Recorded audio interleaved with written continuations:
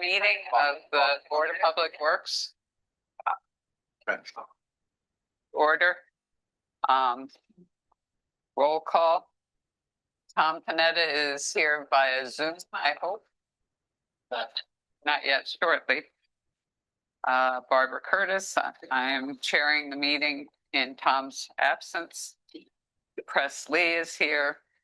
Do we want to go around and say our names so that I don't think you have to. We don't have to anymore? Okay. Nope. Okay. So we've got Richard Nichols, Bob Heffernan, Mike.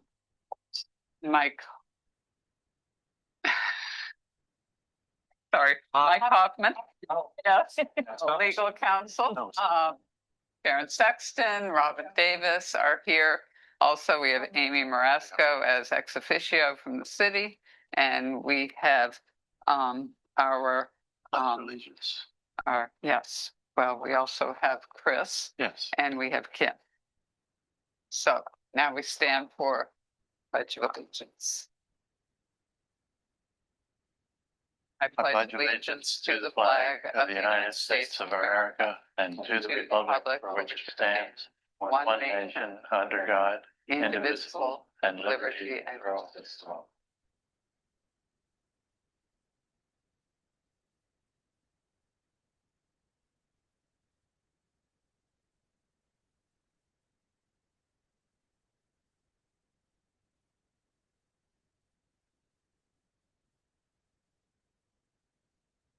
Okay, before we get to the consent agenda, there is a change in the order on the agenda. We'll have to make a motion to that and make a motion that item 14. Yes. Do I have a motion to move item 14, discussion of digital twins for Delaware Technology to now? Do I have a motion? So moved, but don't we have to have public comment? No, that'll be after. So moved. Second? Second. All in favor? Aye. Aye. Okay.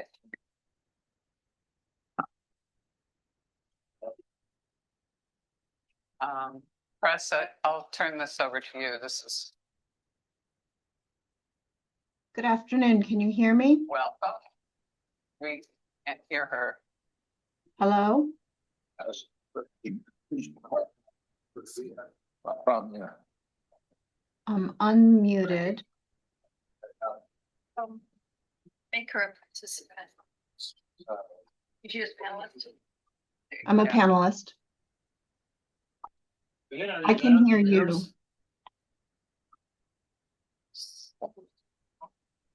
Yeah, the microphone goes up. Yeah. Can you hear me? See, you can see your microphone. Something with us.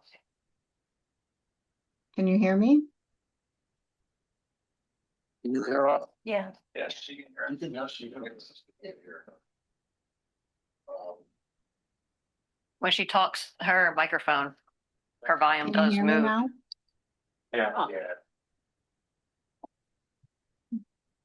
I can hear you.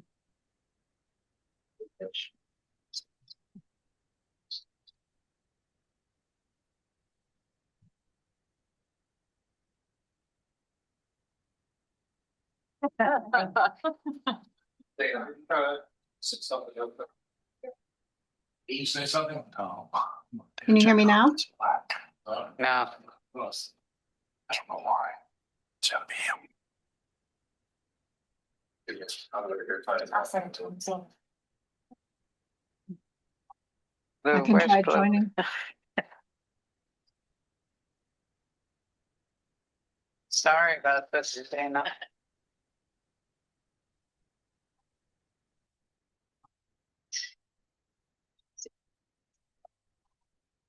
But she's the red.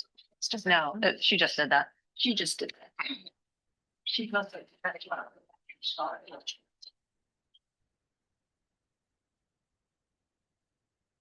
She did provide me with her cell number.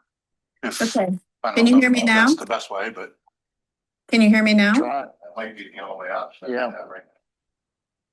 Right. Who are you? You can always try to have her leave and come back. Sometimes that has helped, but 50-50. Come back, see what happens. Maybe we'll. Just. I have no idea why that works, but sometimes it does. Yeah. It's like reboot. Yes. Same thing you get from Comcast, unplug the back, week 56. Interestingly, we're reversed too. From what we're normal. Really, I'm usually Oh. on that side. Yeah. Ah. Yeah. Oh, yeah. It's funny. We got a different cameras. Here's a way to do that. Yeah. I got the other people do it. Can you hear me now? Yeah, I call. Yeah, let's. Microphone's still the, Yeah, I'm here. I can hear you. All right, we're gonna try to give you a call. okay, we'll call you on your cell.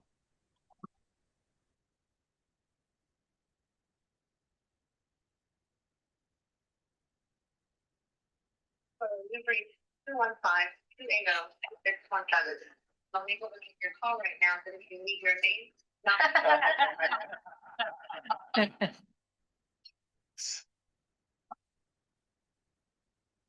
Oh, I think she's trying to call. Yeah. Dana?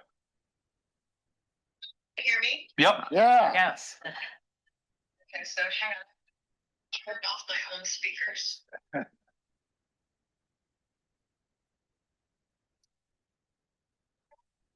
Yes. I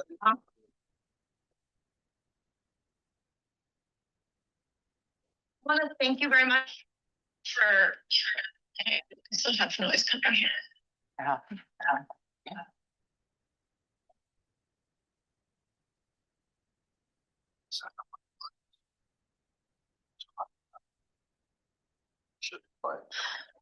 Thank you for.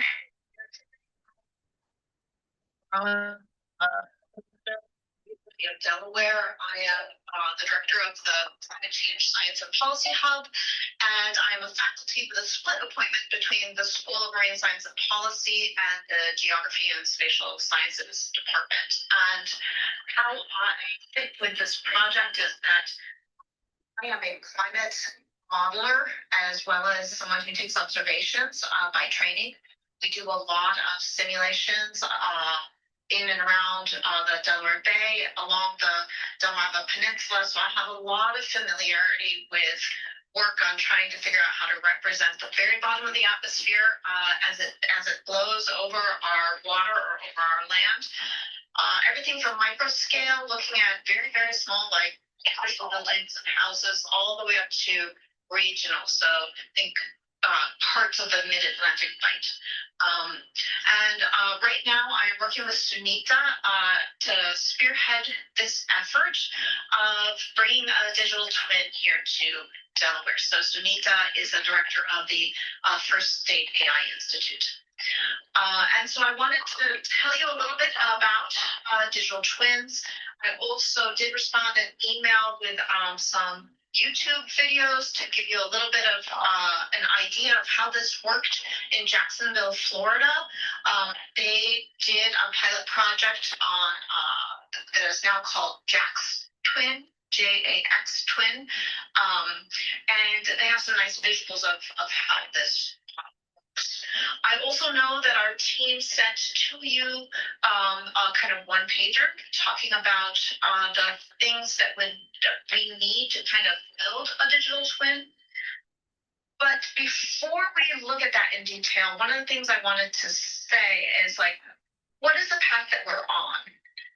And I think it's a little bit of a source of confusion that we've been having in our conversations with the city of Lewes and various partners. And so wanted to be clear that the path forward right now is that University of Delaware research team and partners is going to propose this work to Delaware EPSCoR. And so we are trying to pull together what is something that is a project. It would be initial work on a digital twin, and it would be focused on a use case that really highlights the strengths at UD, both on kind of the computational side, so thinking about kind of modern day modeling with GPUs and things like that. Also thinking we have someone here who is working in digital twins, and then thinking about the fact that we need significant observations in here. And so I'm sure you're all familiar with the work that's done in the College of Earth, Ocean, and Environment, but it actually goes far deeper across campus. We have a lot of experience in observing, modeling, and even trying to help build ways that our coastal environment can be resilient. I think if you look at this longer term, that initial proposal to Delaware M-score, assuming we would be funded, would be the initial work, and then we would apply to NSF and to maybe some other M-score programs to think about scaling this up. And scaling up would be thinking about other use cases, as well as thinking about would there be a way to eventually extend this and have it become a tool that could be useful in many coastal communities, not just the city of Lewes. I think one of the things to think about when you're thinking about digital twins, they look beautiful. And so that is because they are bringing in a bunch of information that we have data on. So one of the key things to think about when we're thinking about the Lewes digital twin is what do we have data for already? And what is data that we could be pulling in relative real time? And so, as you might imagine, things like the Delaware Environmental Observing System, special systems that we have right now that are monitoring the bay and the coastline, sensors that are part of the National Data Buoy Center, that we have some climate stations. There are stations for thinking about coastal flooding. Like there's a lot of data out there, and much of that data can be pulled in kind of live. There is also the part of data that is more fixed, right? So you're thinking about land use. It changes over a much longer time scale. So you can think about building structure, the shapes, the heights, the building materials. I know that there's some questions about what is subsurface, and depending on what the data is that we have for that, it is possible potentially to look subsurface. We also need to think about some modeling that would actually happen, which is where my expertise in climate modeling comes in, is that if you have this very realistic surface, or even surface and subsurface, so you might be thinking about coastal erosion, you might be thinking about saltwater infiltration, things like that. How can we model this? And that would be using not just physics-based simulations, but we may be using some AI tools to help, particularly on the machine learning side. So don't think about like GPT and things like that, but think about how we can learn from the data we have already to understand how our particular system operates, and also forecast for what-if scenarios. We need a computer and data infrastructure, and I feel that this is one of our strengths here at UD. We already have a new cluster, it's a few years old now, that is working on GPUs, not just CPUs, and so we have Darwin here that we can use. We also are looking at additional high-performance computing infrastructure, as we have the new AI Institute. We have, through relationships like with NVIDIA and things like that, ability to maybe support some of what's going on. And then thinking about pieces of like, well, who is going to be building this? Who's going to be making decisions about it? How do we go from something that is, a research tool and a demonstration tool to something that is going to be useful to you, the people that we built this use case with? So I'm going to stop there and ask if that makes sense to you and if you have any questions. It makes sense. Works. Utilities are our specialty. We work with the city, obviously. So we're really anxious to see what we can do to partner with you. We have an active mitigation committee trying to plan what we have to do for sea level rise place. So we're right in the middle of some of that right now, I think. And we're playing these things up that are what the natural floods are, and when we should do that, and how long they should be designed for, knowing that the sea level keeps rising, and it's super intense and often, with not needing them in the future. Because of that, there's a lot of things like that. It's really interesting to us. So you want us to try one more time? Yeah, I agree, and I mean, I totally see that as something that we are worried about. We are the lowest lying state.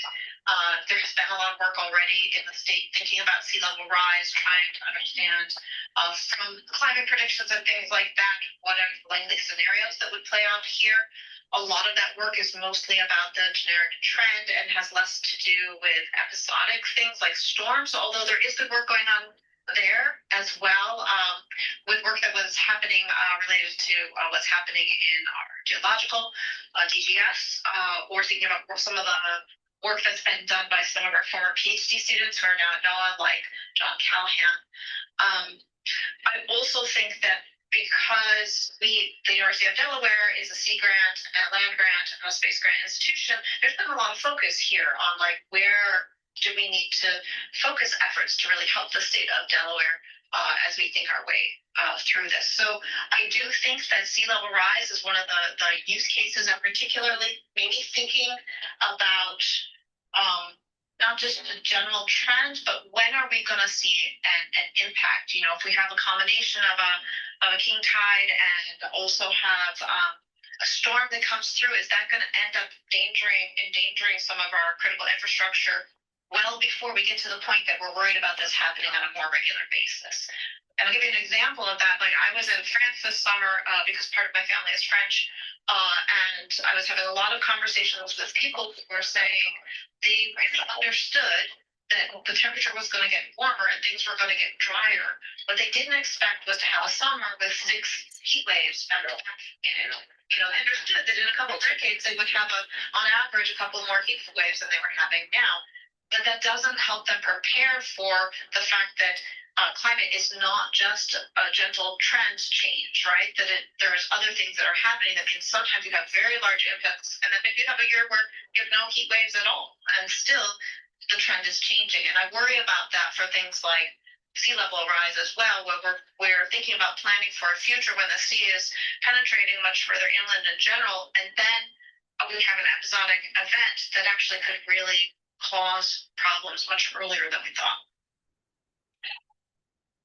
Well, I have a question. I'm just confused about model output. Let's say it happens, and would you expect the major surprises to be in the what I'll call short term?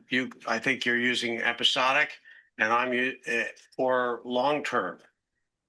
And are models built for one or the other, or how would you do both? Well, so we already have, as well as we could potentially input forecast scenarios. I mean, once we build a model that is doing a good job of representing our system, and that's not just the physical environment, like the natural world environment, it's also part of what we put in there about that we have data on the built environment. Then you can run scenarios in there where you can look at atmospheric forcing for when there was a storm, or atmospheric forcing for when we have really, really large tides, or what happens if the structure of the dunes change and things like that. Like you can run scenarios in it once you have a system that you feel is good at representing. So you actually have this digital twin scenario. And so it's a tool. It's not going to be predictive at the level of like, we can tell that when this potential hurricane makes landfall here, that this will be the one that's going to put this house in danger. What we're going to do is run scenarios to better understand what we need to do in terms of preparedness and what we need to do in terms of response. And so at that level, planning to be a more resilient community. Does that answer your question? Well, I didn't know a lot when I started. I know more now. This is Tom Panetta. Can you hear me? You know, if we, presuming we do this, and it's 2026, Mhm. when do you start to see a model that you can start to trust? So take a few years that we will, it seems to me that we talked a lot with our colleagues that did the Jacksonville project, and they did some projects more like what we would like to do with you here in Lewes. Prior to that, we are very, very lucky in that we don't have to develop nearly as much computational infrastructure because a lot of those problems have already been solved, and our colleagues at Jackson are willing to share with us. So we are not going to have as long a lead time as they needed to build that. We'll be able to learn from them. And we also know that because of that original case, we're also looking at like Google Earth Engine being able to provide us with streams of data also. And so that's nice because those pieces will already be in place when we start. But I imagine that it's going to take us, it's a research project. It's going to take some time to pull this together, to get all the data streams flowing, to make sure the infrastructure is doing what we want, to connect to some of the other modeling of the bay and the coastline that's already happening. Like there's a really high resolution kind of digital twin, if you will, of the Lewes campus right now that was done with various sensing techniques at the robotics lab. And so we want to make sure that we're pulling that in, and then we'll be testing it. But I think a lot of this really depends on what the question we're asking. And I think that in order to be successful in getting funding, we need to both ask a question that is very important, and we want a use case that's really going to help us, but also that is going to in general contribute to the field in terms of what is the knowledge that we need now to be able to do this better in a community that is more of this like small coastal city type scenario. Well, Robin, there was also the one about stormwater flow or something like that. That one. I think it's more the underground facilities in general, like rivers or lakes. There was some talk about this, like be able to tell a condition that I don't know how. But I know nothing about the twin thing. So that's I've been talking about, but I don't understand how it would work.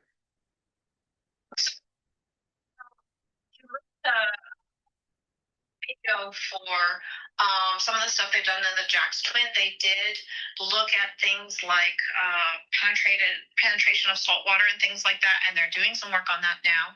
It really depends on like what is the data we have. Do we have data that would be really helpful for this, or would it be because we need to kind of ground truth this tool to make sure that it is actually representing what is happening. And so I think probably you have plans and things like that for your infrastructure in terms of where it is. Go ahead, Tom. I see you raise your hand.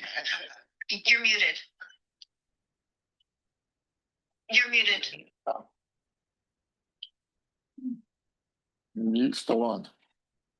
Tom, you're muted. We can't hear you.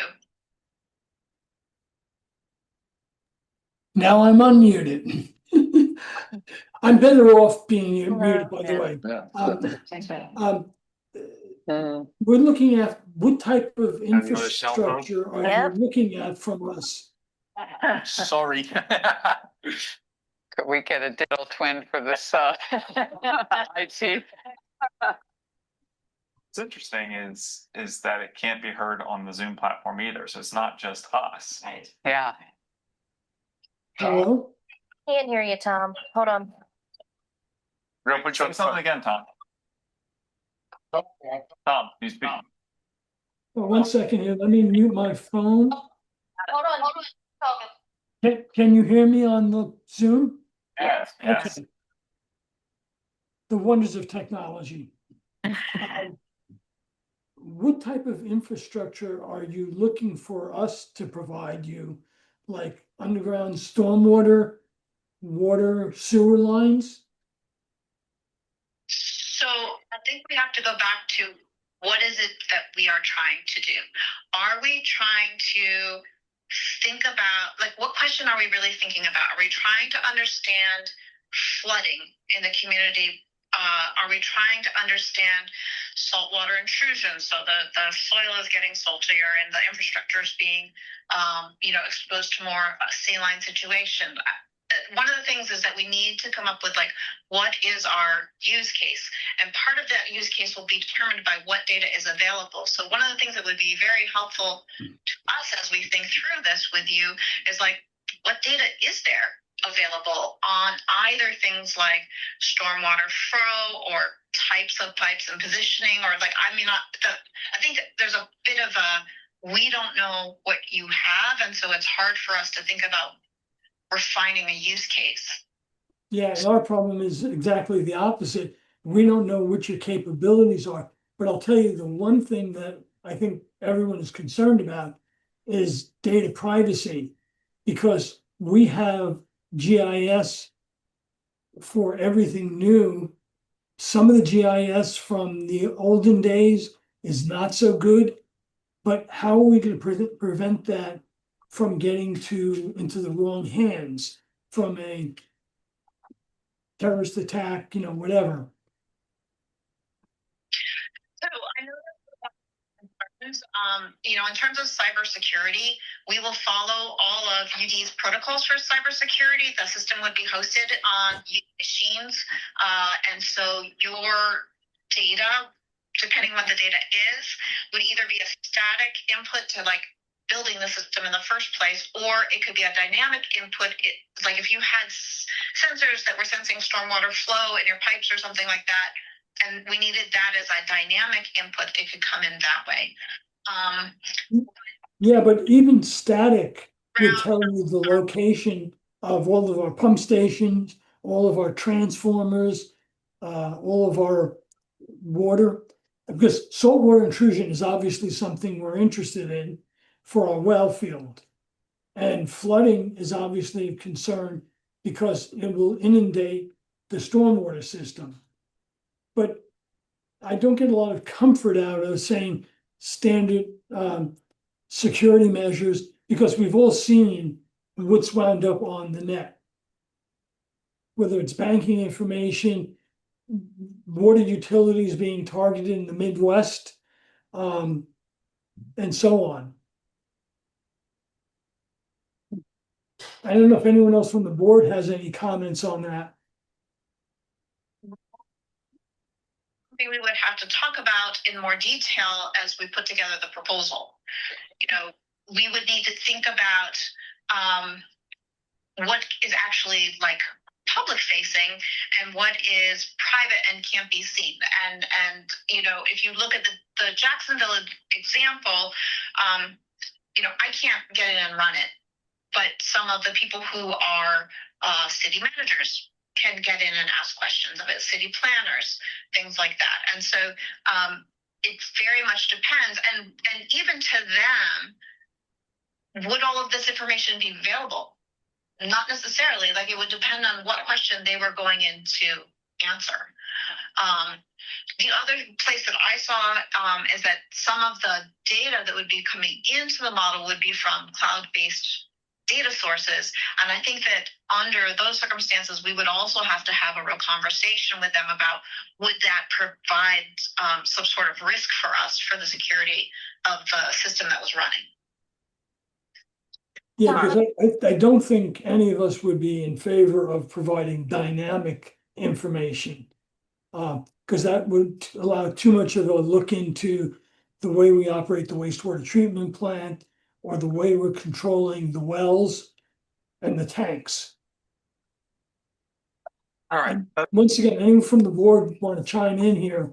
I think as we get farther into it and we're trying to determine the scope, one thing we could look at is the current agreement we have with UD in the nuisance flooding study, because we did provide them data for that project.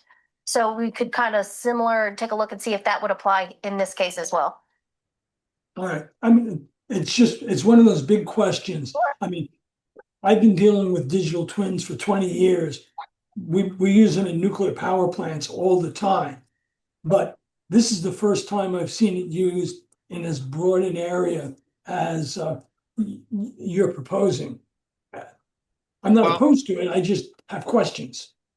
Yeah, maybe it's a good idea to have like an in-person meeting about what, sort of come to actual Lewes and. There it is. Yep. Okay. September 24th is the meeting that has been set up that you guys are part of, we're part of with UD. Right. This part was, we had the same thing. What kind of questions do we want to ask? What kind of concerns? And then it was the coming together is September 24th for a few hours. Right, and your questions today and also the ones I received on email will help us have better responses and I think a better conversation. One of the things I think would be very helpful to you, it sounds like, is a list of the people who at UD would like to be involved in this and what their areas of expertise are, because I think I heard that as a question as well, not necessarily from Tom, but in the room. Yeah, we're just heightened awareness to cybersecurity, given everything that's gone on in the world and this country. All right. So I think that one of the questions I'm assuming a digital twin could answer for us would be, say we got 8 inches of rainfall over a 4-hour period and it was high tide. Where would we see, obviously our stormwater system couldn't cope. Where would we see the flooding and what critical infrastructure would be at risk? And when do we need to evacuate people? And those kinds of questions are what I'd like to see answered. Yeah, and obviously, I agree with Barbara 100%, but that's the gazin part. If you don't know how much we're draining from that, then the number, I mean, it'll be the upper limit, but it won't be the lower limit.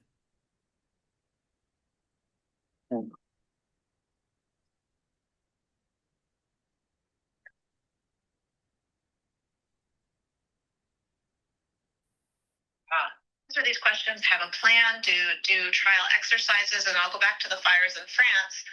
And it turns out that they had big fires in 2022, I believe.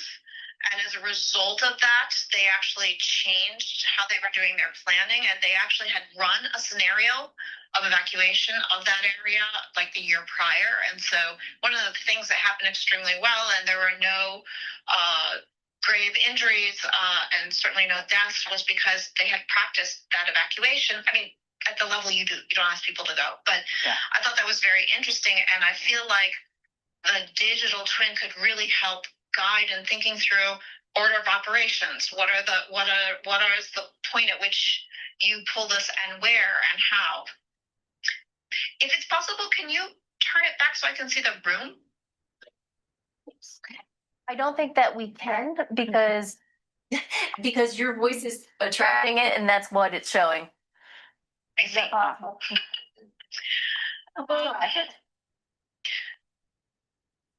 So there are a few other questions in here.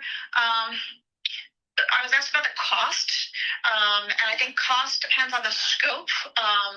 But when we were talking about proposals, we were thinking about something that was upwards of $1 million proposal to score. Obviously, what the final use case is will determine that cost for that preliminary proposal. But then going on, we would be looking at bigger awards, on the order of multi-million dollars to do some of the extensions. And so one of the things to think about this tool is like, what is the first thing we want to do with it? And then we can think about other scenarios. So, maybe I think there's been a lot of work done already in thinking a little bit about evacuation in terms of like how to get to medical resources and things like that. Already, like maybe we start with questions around there, and then we start to build in the draining and things like that at the next level. I don't know, but just think about this: is that we're going to set up a system, and then we can seek funding to add more and more to it to answer more questions. It's actually one of the reasons we're excited about this is I think there's an opportunity to really explore new scenarios that are very specific to what we're experiencing here in the southern part of Delaware. So I can't show it. This section. Now, again, a bunch of our infrastructure is underground. And so, you know, I'm just thinking. Well,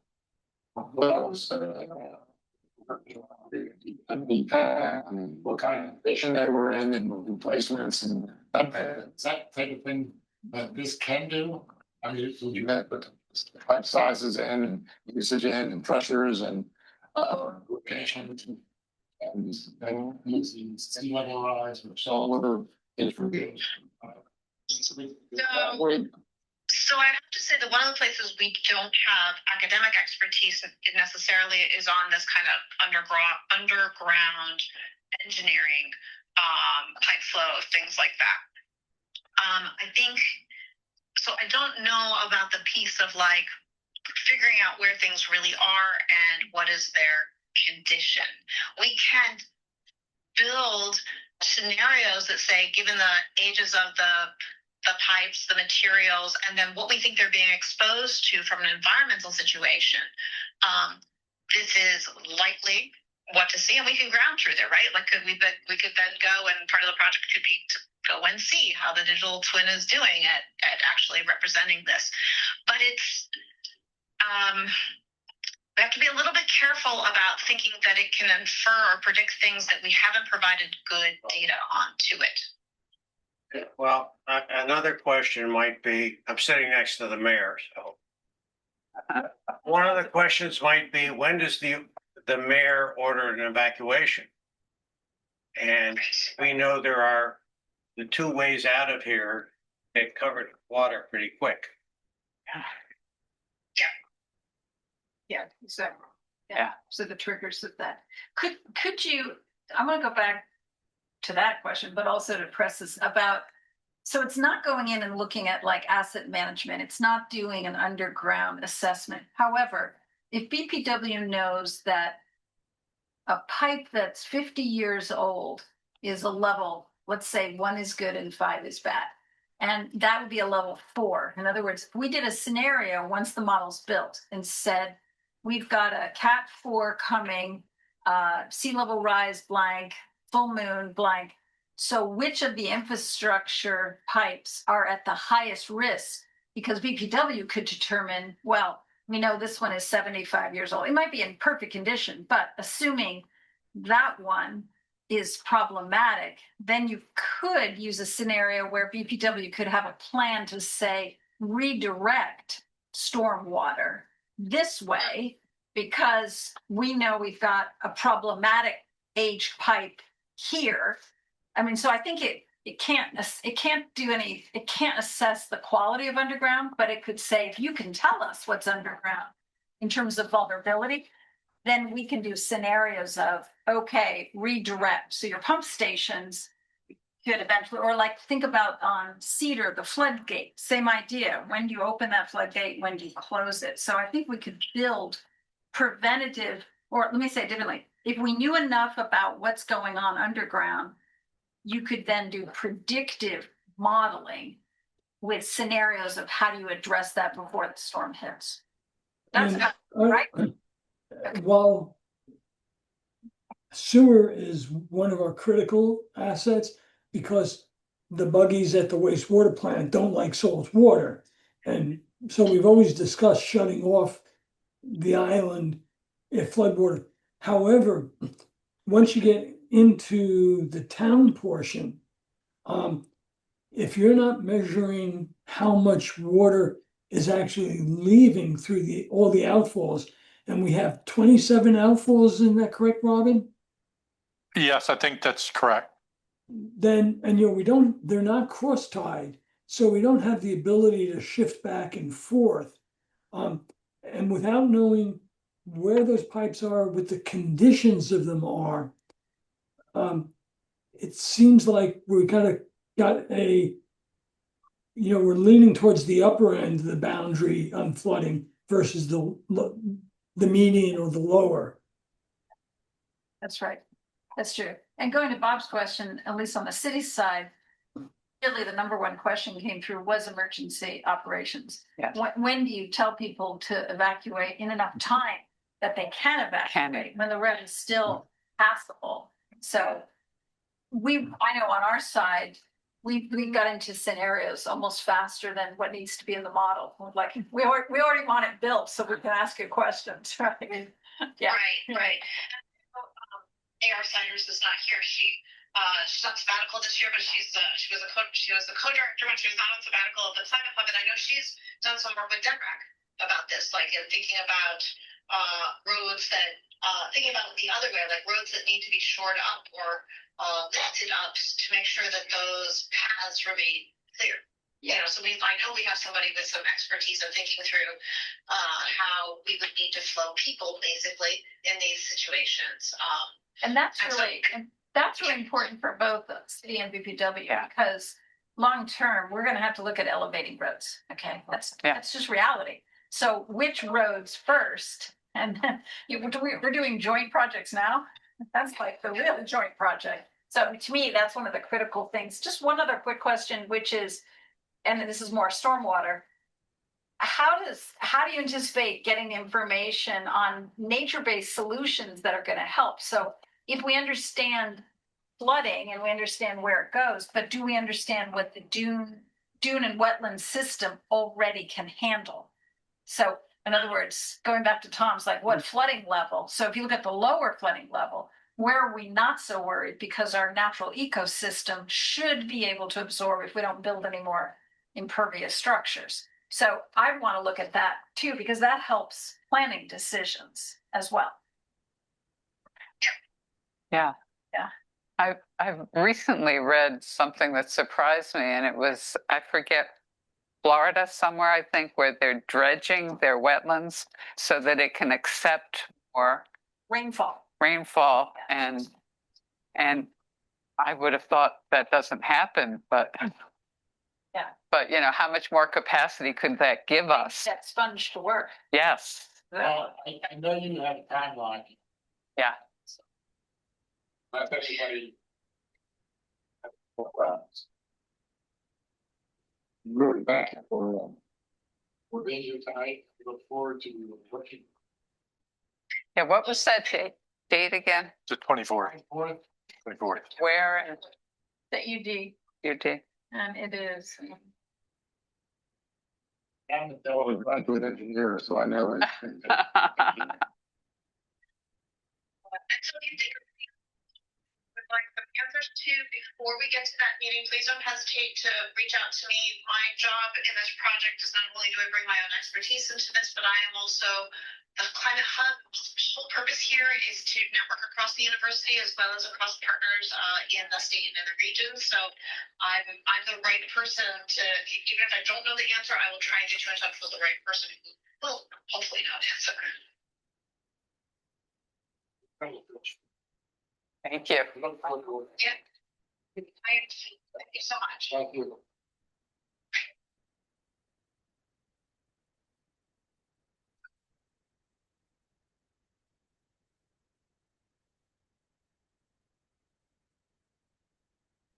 Okay, now we move on to the consent agenda. Do I have a motion to accept the consent agenda, or is there anything that people want to pull out and discuss? Barbara, we need to pull out the joint meeting minutes. There are just a few corrections. Yeah, okay.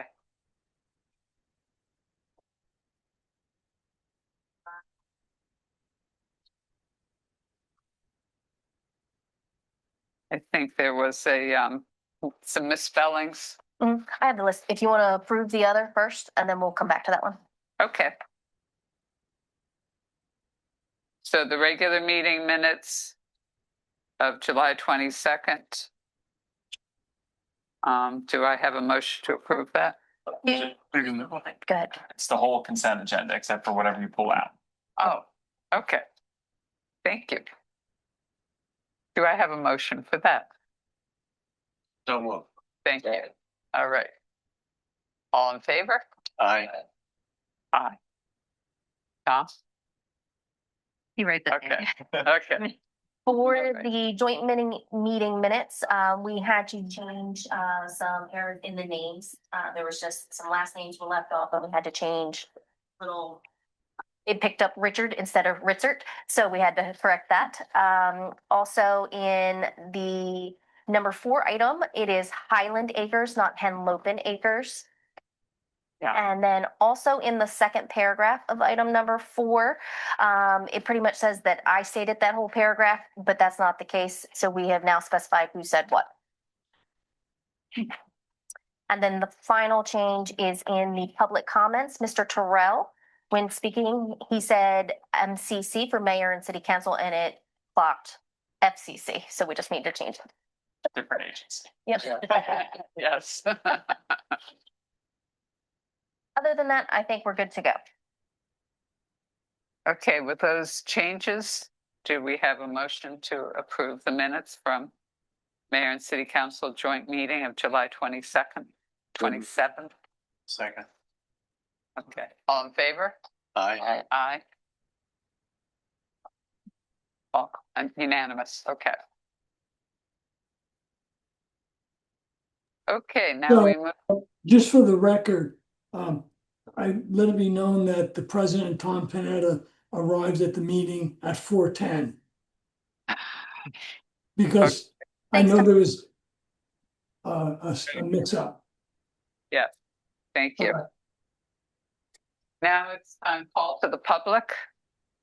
If anyone out there wants to address the board on any BPW related matter, now is the time to do it.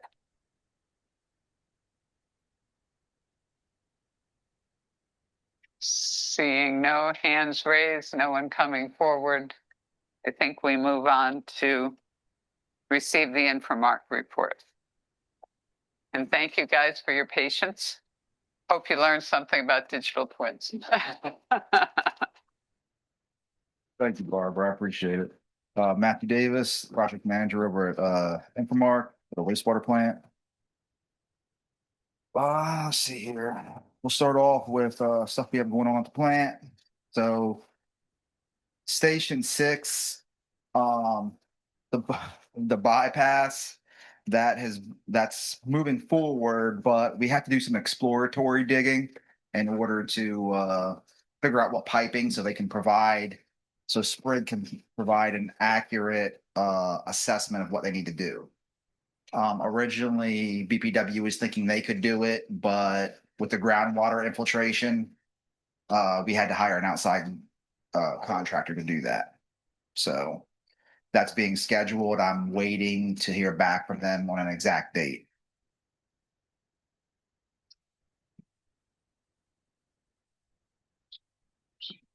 I'm waiting for Kramer to get back to me on a date for the train 4 parts. We have all the parts in now. Just waiting on a date for when he can put that in. He hasn't sent me that yet. So as soon as I get that, I will move forward with that. Is that affecting the effectiveness of the plant? Not yet, but it's coming up. Like as long as we can get it in relatively soon, we'll be able to do our membrane cleanings this fall. They're scheduled, and we should be okay then. So currently we can't clean the membrane and we can do the maintenance cleans. We can't do the recovery cleans for train 4 because of this gate issue. So we had previously the spring we were swapping the membranes from trains 3 to 4. So in order to do that, but that's a very intensive project to do that. And after talking with the Veolia specialists, they said we could hold off on it until this coming fall. Everything should be okay. So. End and of all our October? work's good. I'm sorry, End of October? probably end of October, November is usually when we do it. Thank you. But So if the gate isn't repaired by then you'll go to the alternative of switching out. we have all the pieces in. It shouldn't be that. It shouldn't be by then. I'm just waiting on scheduling. That's it. Okay. So you have no additional information relative to the membrane? Is it the last we saw? I'm sorry, Tom. So I The think membrane frame is there any update on that? Or since you haven't looked at that train? We're at the same, We don't have any new information on that since the last meeting. okay, Matthew Stapleford, he will be here Tuesday to assess the membranes. So so Tuesday afternoon, he'll be able to look at everything and verify what we think we already know, and then we'll move forward with the repairs. so you're gonna pull the membrane, all the membranes individually, or? So Tuesday, he's scheduled to come out, and we're gonna pull whatever membranes he wants to look at, and he's gonna assess them, and then he's gonna show us how to repair the damage that's been done, and we'll drop them back in, and then over the course of the next couple months, as we can, we're gonna start pulling the membranes and repairing them. Okay. The valves for the ditches, it required a gearbox retrofitting. That's ordered. It should be in within the next couple weeks. As soon as that gets in, that'll be scheduled, and hopefully we can get that done. It's caused with the extreme heat and stuff that we've had this summer. We've had some up and down total nitrogen and phosphorus levels, but once the valves are in, we'll be able to control that a little bit better. That's been the major issue why we've been up and down a little bit with our numbers. In answer to your question, again, the membranes haven't showed any more signs of damage that we've seen. The other numbers have been good, so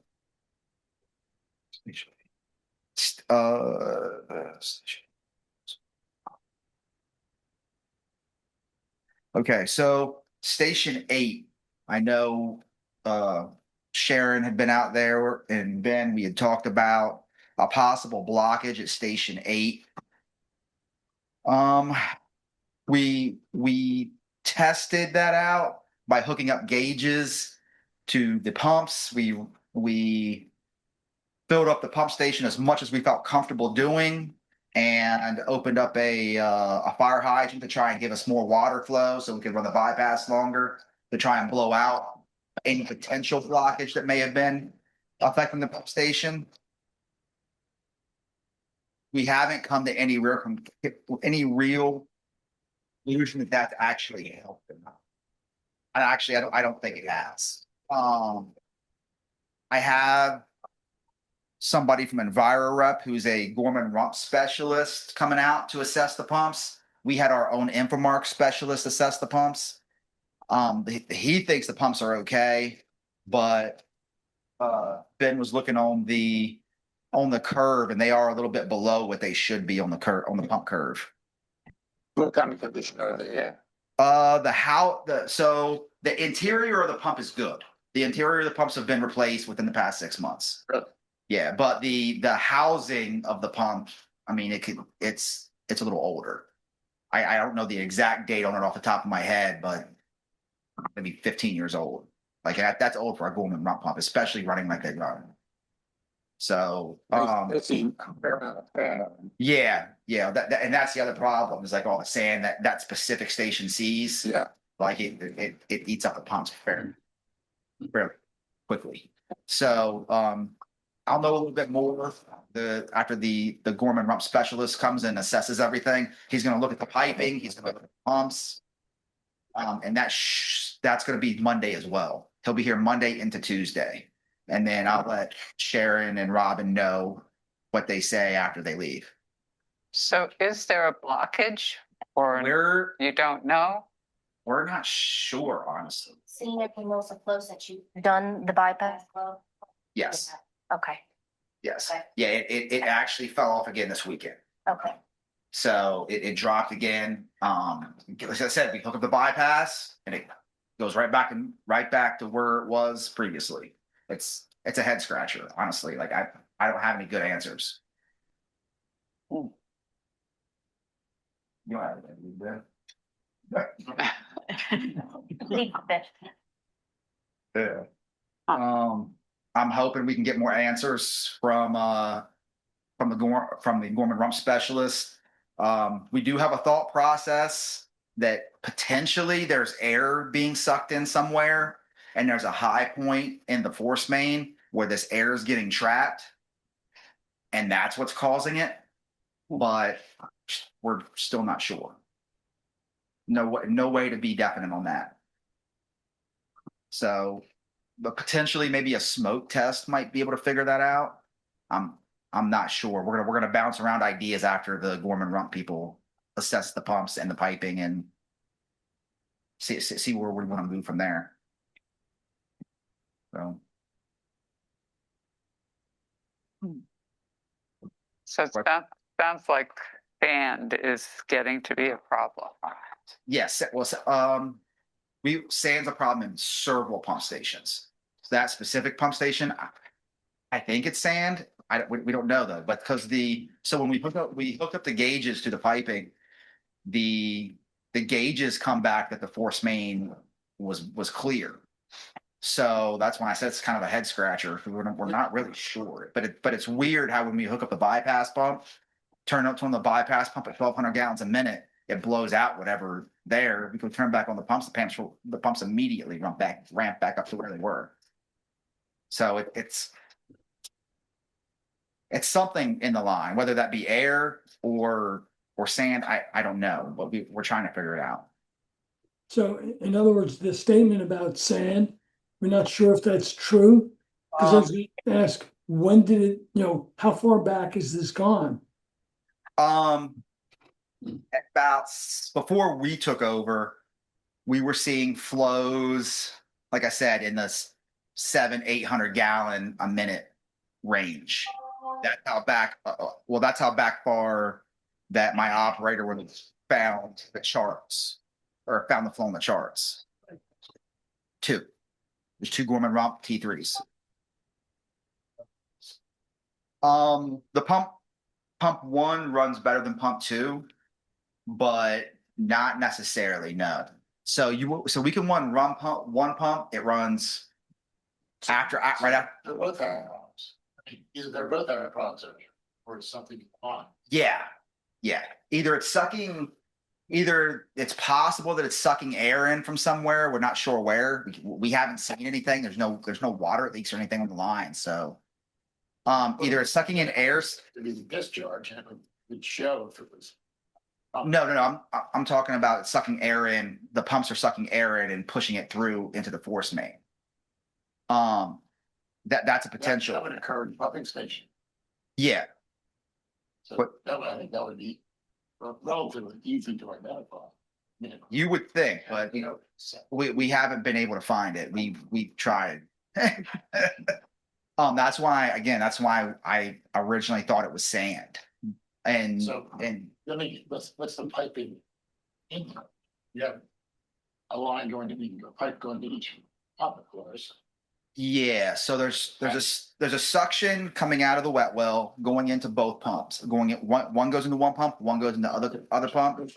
Yeah, and then it combines once it comes out of the pumps into the main. So until the piping reaches the pumps, it's separate. After the pumps, it's combined. Yeah, but you run one by itself and the other, that you're saying. They're both they both drop off. It's whatever's happening it's happening to both. It's not one or the other. So wouldn't that when you both work on it same time or there's some line? That's where I was thinking it was saying and something's clogged in force main. Is there a high point? that up in the Force main? Do you need it at least someplace? Maybe. I appreciate it.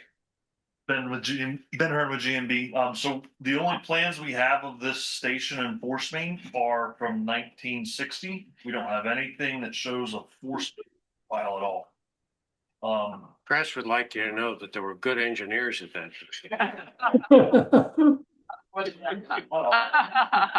So unfortunately, So can we send the, can we have the guys boroscope the line? Oh, no, it's a force main. Yeah. so You have that's to take the force main down. there are some technologies out there where you can I'll call it an acoustical type device that runs through the force main, pumped by the force main or pumps itself, that can give you kind of an idea of the location and profile of that main. It's not a long day. It's I think somewhere in the 1,500 total foot range to get to the plant itself. There's no air relief valves either that we can see, so that also complicates things. Yeah, Right. that's kind of the problem, is just how everything's set up, and we don't have any good plans, so It's been the same way ever since you come on. since we've come here, maybe he can attest to this a little bit more. Why this has to be. Yeah, yeah. Jeff Karen in from Mark. So since coming on board, the pumps, we have the same pumps at Pump Station 8 and Pump Station 4. Okay. Force main size is different. Coming out of 4, we have a 12-inch force main. Coming out of 8, we have a 6-inch force main. So the pumping has always been less than what we get coming out of 4. However, it wasn't until looking back prior to our arrival, probably about 2021, 2020, that we realized that there was a decrease from that time until our start in the end of 22, beginning of 23. Since then, they've always maintained around 450 to 500 gallons a minute. It's only the last 6 months or so that we've seen a decrease from that 450 gallons a minute down to 300 gallons a minute or less, potentially. When we run the bypass pump, we can still get up to 750, 800 gallons a minute with a 6-inch Godwin pump. So, yeah, or in excess of 800 gallons a minute. But as soon as we go back to the Gorman rump pumps with the same line, so we hook up and The same pressure. Because you always get higher pressure. yes, so I'd have to, yes. So we'd have to check. I'm not sure on the pressures off the top of my head, but the pumps themselves have never been like they've only recently started to drop off since our arrival. It wasn't until we went to look back and see what they were doing before that we realized, okay, 5-6 years ago, these pumps were doing more. But that stopped in about, I believe it was like 21. I want to say it was 21, which was before we got anybody who was here came back. So since then, we've been doing about 450 a minute. So next month, you're gonna. So we're gonna have Envirep with their Gorman rump techs come out and assess the pumps. And we're also going to take a look at the suction side. If it is air coming in, as Matt stipulated, it's going to have to be on both pumps because we have 2 separate suction lines. If we're getting air into the pumps, it's on both sides. There have to be 2 separate issues. The same fits the pumps themselves. It's because both pumps are worn from sand, from wear, from cavitation, whatever it could be, but it's going to have been over time collectively over both pumps. Are both pumps the same age? Yes. Both pump bodies are the same age. They were put in at the same time by Envirep and Gorman Rump. So since we have the bypass around it, can we go in with a boroscope through the bypass and look at the line to the plant? No, because the bypass runs through the same line. The bypass hooks up in the second floor of the pump station. So we run the bypass, we pull in from the wet well, and we only bypass the suction side of the pumps and about 10 feet post pump before we get to the bypass. It's all still in the building contained. Oh, but it still would be post pump. Post pump.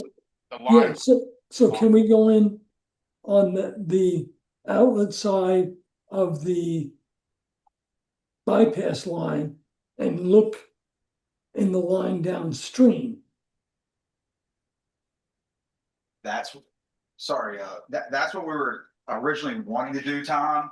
But, and Ben can attest to this, there's no good option to look inside of that line. We've reached out to a couple different companies and nobody has equipment to go into that line that can make it all the way through. Okay. I mean, because it sounds like, I mean, is this the same problem as station 2 and 11 and the grit? Is that grit really sand? Yes. We actually have BPW come and use their vac truck to suck it out. Where are two in that? I'm sorry, Rodney and Hornkill. Hornkill and Pilot Town. Yeah, So Rodney. that's actually on the other side of the canal. So, yeah. When BPW pulled the sand out of that station, they brought it back and dumped it. We filled the dumpster and we had to empty the dumpster because the weight was so heavy that the truck couldn't lift the dumpster. Yeah, I remember that now. There was probably what, a foot and a half of sand in the bottom of the Yeah. pump station too. Oof. Yeah, so, and it's like that in Station 5. I don't have that on this report because it's more recent issues. Station 5 is also gonna be like that. When they redo Station 6 as well, you got a foot of sand at both of those pump stations. They're all gonna have to be cleaned out, and we don't have the equipment to do that. That's something that we're gonna have to bring an outside contract. So, I mean, between Ben, you and Robin, it sounds like we need some type of investigation into sand in the entire system. Yeah. Press, do you want to chime in? I would probably. Yeah. Yeah. I'm sure if you guys are moving forward with the county or whatever route you guys want to take, they're probably gonna push that pretty hard. Don't give me any ideas. So where would the sand come from? Would that come in through the? Yes. Oh, yeah, but do we flush the beach down the toilet? People outside showers coming off the beach? Outside showers aren't supposed to be going into the plumbing. They're not supposed to. Oh, mine doesn't. Okay, we're gonna be really interested in your answer Yes. and how much it's gonna cost. I was seeing it building up in sewers themselves. Yeah, again, in the collection system, we don't really deal with too much, but the actual pump stations, all of the pump stations have issues with sand. So, and again, nothing definitive, but also keep in mind, pump station 2 is the station that when we had the clog, that rotor reader had to come in from UD and they had to clear the force main, that went directly into pump station 2. So it's very possible that was a sand buildup, sand and grit building up in that line that they cleared out, and then all of that got pushed down to pump station 2. That's also true.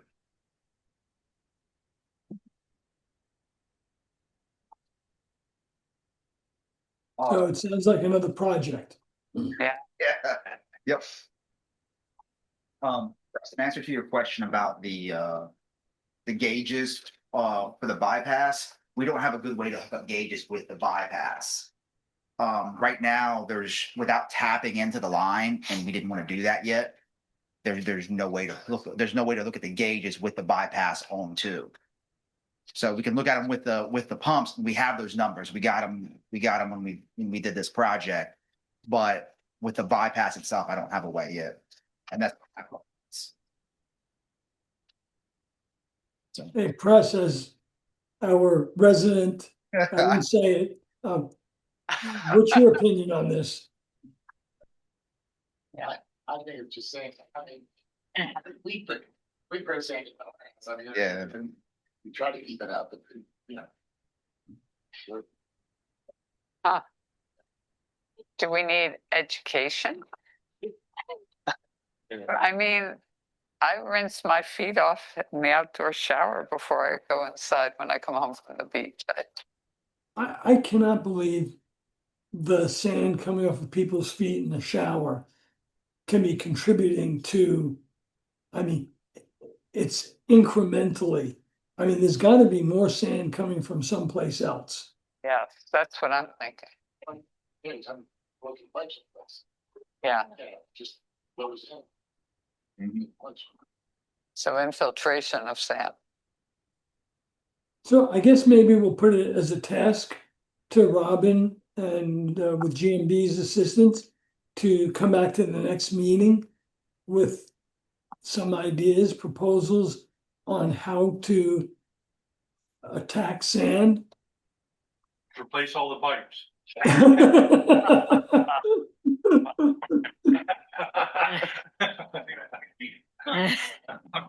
You funny guy.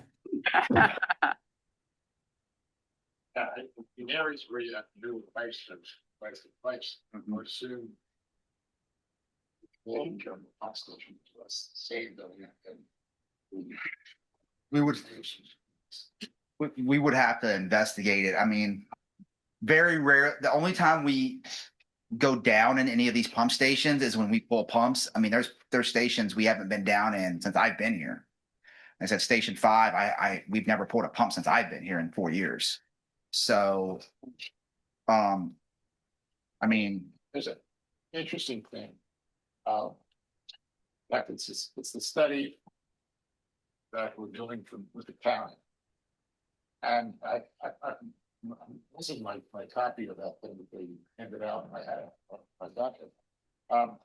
But they looked at the wastewater in the county flows and the wastewater in Lewes. And usually BOD is around 200 to 300 in raw wastewater, right? Ours is 138. Yeah, it was pretty. Theirs is 305. It's being diluted somehow because it's way down where it should be for domestic waste. And theirs is, I don't know why it's higher, but it should be average, but it's higher than the average. Ours is way down. Oh, yeah. That's just pointing how much an eye we have. I agree with that. And comes with that. I think we had brought it up last meeting, but we never found anything definite. Like Station 2, it here the past couple months, it goes into high level during major rain events. That's coming from somewhere. Like when we open up the pump station, we'll go out there and check it. There'll be pine needles and stuff inside the pump station. That's got to be coming from somewhere. There shouldn't be pine needles filling up the entire pump station. So it's definitely coming from somewhere. We haven't been able to figure out where, but it's definitely some kind of issue there, bro. I just pay more attention to that. But it's nothing new, so I don't know why we had. Station 2 is new. That's only in the past couple months. I mean, in general, you're saying. But the sand issue, we've noticed it before, but it's only recently that I've noticed how bad it is in the bottom of some of these pump stations. Like I said, it's been causing problems with multiple pumps. We've had multiple clogs at pump stations with sand. I think it's a build up over time. Yeah. It's just now coming to a head. So we've requested to kind of get a maintenance schedule for cleaning these pumps out. So that is, and just so it's routine, not just. Yes. Yeah. And cleaning out the pump stations at the bottom of the pits. Correct. Yeah, with our back trucks. But in the past, we have not budgeted for that because we would definitely have to have a company come in because we just don't have the manpower to do that.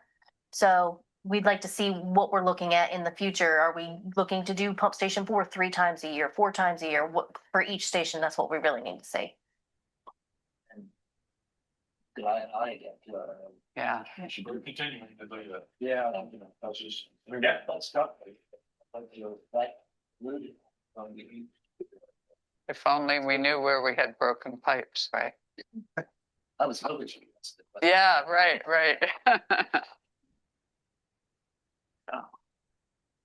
And I guess the other question is to get to like the point of outdoor showers. We did a smoke test way back in the early 2000s, and that was to ensure that everyone disconnected from the gutters. Is there any value to doing another smoke test on the system? Well, it's pretty inexpensive, overall, so I would say, particularly in areas that you suspect more than others. Sure. Yeah. Right. Who would do that? There's firms that come in and do it. Yeah. Okay. Should we get a quote for that? Yeah. Decide where first. Yeah. A plan. Yeah.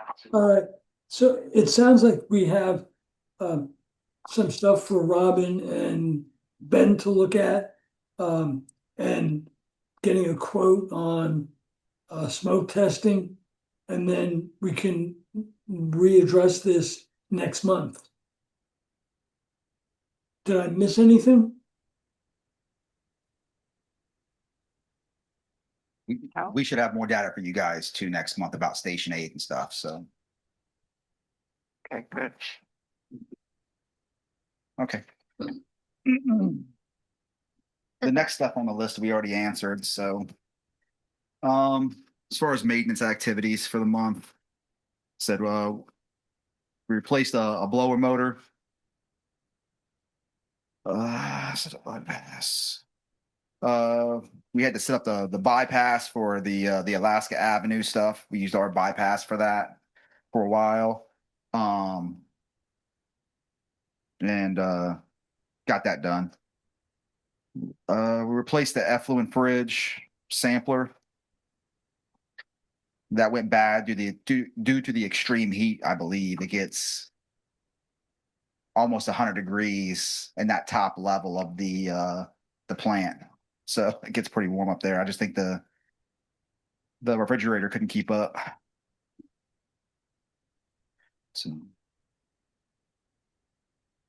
So we had a couple call outs over the course of the month, and it was mainly due to the bad storms we had come through last month.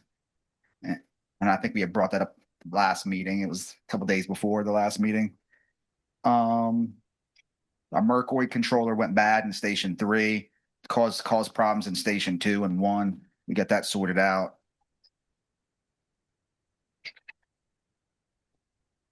We had a digester issue, got that sorted out. What was the issue with the digester? It was just where we had the coating come off the wall again for the anoxic. So what was it, last year, or I think it was last year, I went down in there and I cut off as much as I could. Yeah, I remember that. Yeah, and I got as much as I could out at the time, but we couldn't get it all out. And just, I guess since then, it's more of it's been coming up and causing problems with our mixer. So this is the same as when Barbara and I did the walk, and Robin did the walk down of the plant. yes, It's nothing new. Okay. that's not new. This isn't new stuff. So, and then on 7/22 we had the storm event that caused a lot of problems with high levels in the plant. And again, back to possible infiltration.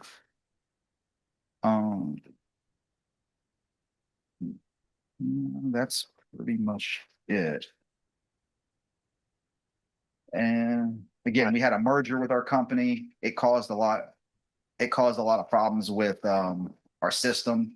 So we had issues doing reports and all that fun stuff for several weeks. But, yep. Question on the work orders. Yep. What's the issue with light, medium, heavy? Needs to be pumped out? Yeah. Extremely bad? What is that? So That is, so we have a work order for each pump station. Each month we go out, we assess the pump stations, we look at the electrical, we look at the floats, make sure the floats work. We also check the fog, or the fats, oils, and greases, like the grease layers in each pump station. And when I say extreme, those specific pump stations need to be pumped out because it's causing problems with floats and stuff. Like we have some pump stations, and we brought this up before, that have extreme ragging and grease problems, like 17, 34, right behind 17, 19, So FOG is an abbreviation for fat, oils, and greases. Yep. Anytime anybody dumps any oils down the drain or anything, it just congeals and turns into a mass, basically. And when it mixes with all the flushable wipes, it just creates a mat, basically. Because there's a lot of the FOG references. Yeah, we've been working with BPW to try to get to them, but where they're short on manpower, it's been an ongoing back and kind of a issue. So if That we're trying to get up this on, so we can get on the schedule. Sometimes the list is sent over is kind of sporadic. So it's kind of hard to kind of keep up with a constant. So who would address a FOG issue? Is that? Our guys work within departments. Yeah. Usually they have their guys there for the floats and things as they're doing all of the clean out. Okay. And along that work order list, I guess it's Fisher's Cove that has water in the electrical lines. Pump station 37 or maybe 36. It's the brand new pump station. Whenever they did the work out there, I assume they didn't seal something properly, and water got into all the electrical lines there. At least that's what it looked like. That wasn't really us though. That was the person. We haven't taken over that station yet. We just monitor it. So I have it on here, but I can't really do anything about that because that station's under warranty. Okay. So basically, until it becomes a bigger issue, all I can do is monitor it, and I can make recommendations to the person. Hey, this needs to be fixed. But that's about as far as I can go. No. Water and electric aren't supposed to mix. Somebody, a representative from that meeting out there. So where? There's been multiple emails. Yeah, everybody's worked. Okay. Okay. Okay.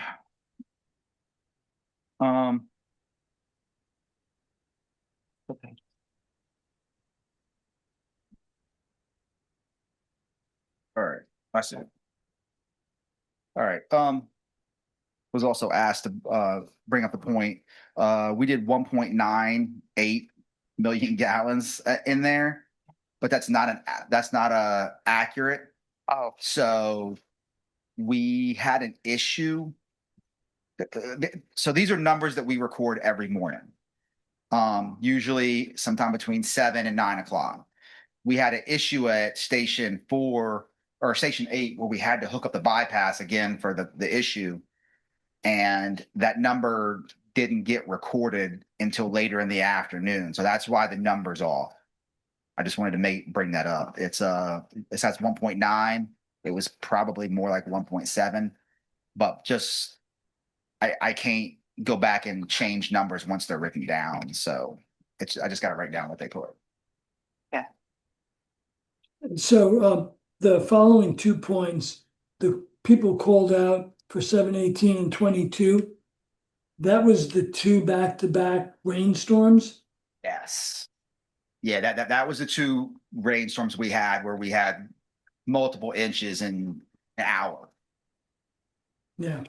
It caused a lot of problems with pump stations going into high level. We had the entire plant trip out on the first rainstorm, but it came back on. We just had to reset some stuff.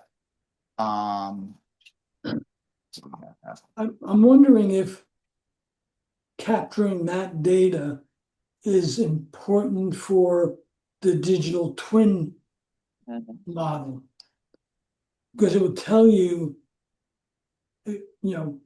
a point in time with rainfall when these pump stations were filling up. Yeah. We can look into that, Tom. Yeah, so if you can provide us, I mean, Robin, I leave it to you and Robin to decide how to get the data from when pump stations are tripping out on high level related to storm events. Okay. And seeing if we can capture that in a form that we can use with the U of D model. Good thought. We can definitely look into that. Yeah. Okay. You guys have anything else for me? I have one. Go ahead. I want to know what you're going to do with the poor pump stations that don't have bypasses and don't have backup pumps. That you should not be surprised at this question. We've had a lot going on over the past month. With extremely short staffed. But we would like to put bypasses in at those stations. However, we got how much and how long does that take? I'm working on getting quotes for the pumps. I have 4 quotes listed now for some of the pumps. I have a request in the hills to get the rest of the quotes. As soon as I get those quotes, we will give you quotes on that and a bypass. I'm just waiting on those quotes to come back. I'm going to tell you that I'm completely indifferent as to which you do, other than having a plan for when something bad happens. Yes. Okay, so I don't care whether you have a bypass. I don't care whether you have a backup pump, but it should be worked in now rather than. Oh, I agree. So.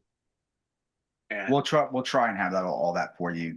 Just how much and how long, and then get Robin and Sharon work that into something. Okay. Yeah, because I mean, at the end of the day, it comes back to BPW's accounts.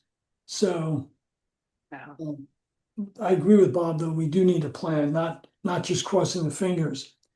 The very last, the DENREC reporting, what caused the spike in enterococcus? Enterococcus, I'm sorry. I mean, it's way above what it ever was in the past. The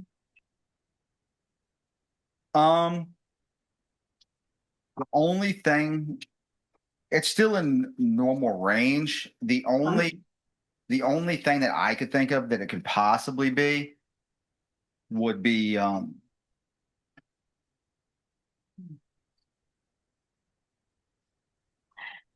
Are you looking at the DENREC report at the DMR? Yeah.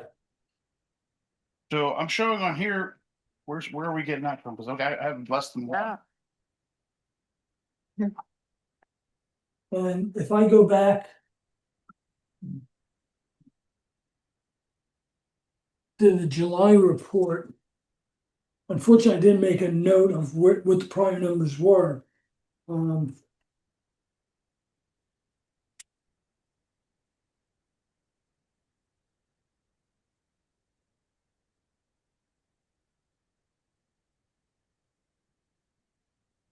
So the prime month was 104. And Okay. You're looking at the blue box. That's the reportable limits. I understand. And there is no reporting required on this, I see.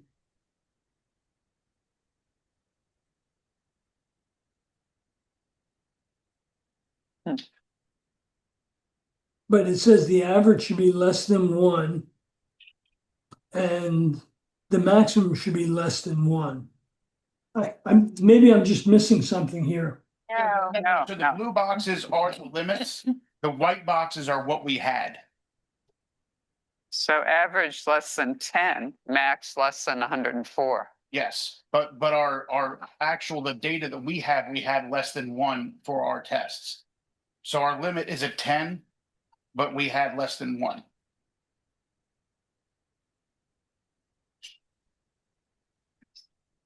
So All right, we can take this offline. I'm gonna go back and figure out why I wrote that note. I had a question about the county hauling and the volumes. Oh, yes. Yeah, oh, okay. I mean, one day, the 30th, was one load, 7,000 gallons. Another day, it was, one load, 4,000 gallons, or one load, 3,000 gallons. Do we pay by the load, or do we pay by the volume of the Pay load? by the volume now. Volume now, okay. They used to charge us by the load and we were getting great, Okay. very cold. We were getting great service. Yeah. All right, thank you. I normally don't look at this particular sheet.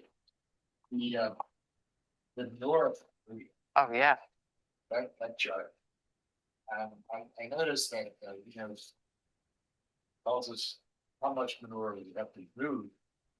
But it doesn't make much sense when it gets to the end. Because it's the poultry manure offset balance. Are we still, didn't we have a balance there that we were working off of? So that went away. So that I've lost track of this. So that particular number was in the permit. Yeah. That essentially when who was Darren, when Darren was here, Yeah. they sent out a bunch. They sent out like 1,500 tons. And they gave us, I think, 2 or 3 years. They said you can use that for that number of years. After that's done, we don't care if you have 1,000 tons left. It's gone. It's null and void. So that was all kind of went out. The way that the process works now is that we calculate the entire year, and come probably November, we'll contact Ellis Farms and say we're estimating about 150 tons that we have to move, 250 tons, whatever the number is. They will ship it, but it has to be shipped between January 1st and February 15th. So this is not the balance that. No, that's the amount that we have to move so far this year. Moving at some point. Yes, That not really shoot. correct. That's why. I haven't looked at that for a while. Yeah, I remember when we checked that down. I remember let us do that. And we don't into raising oysters. I mean, I know there's been conversations about changing that.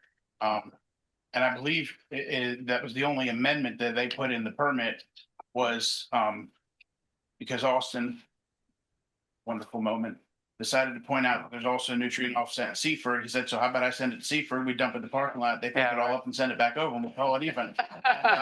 Denrep wasn't too happy about that. So. Those still possible. Yeah.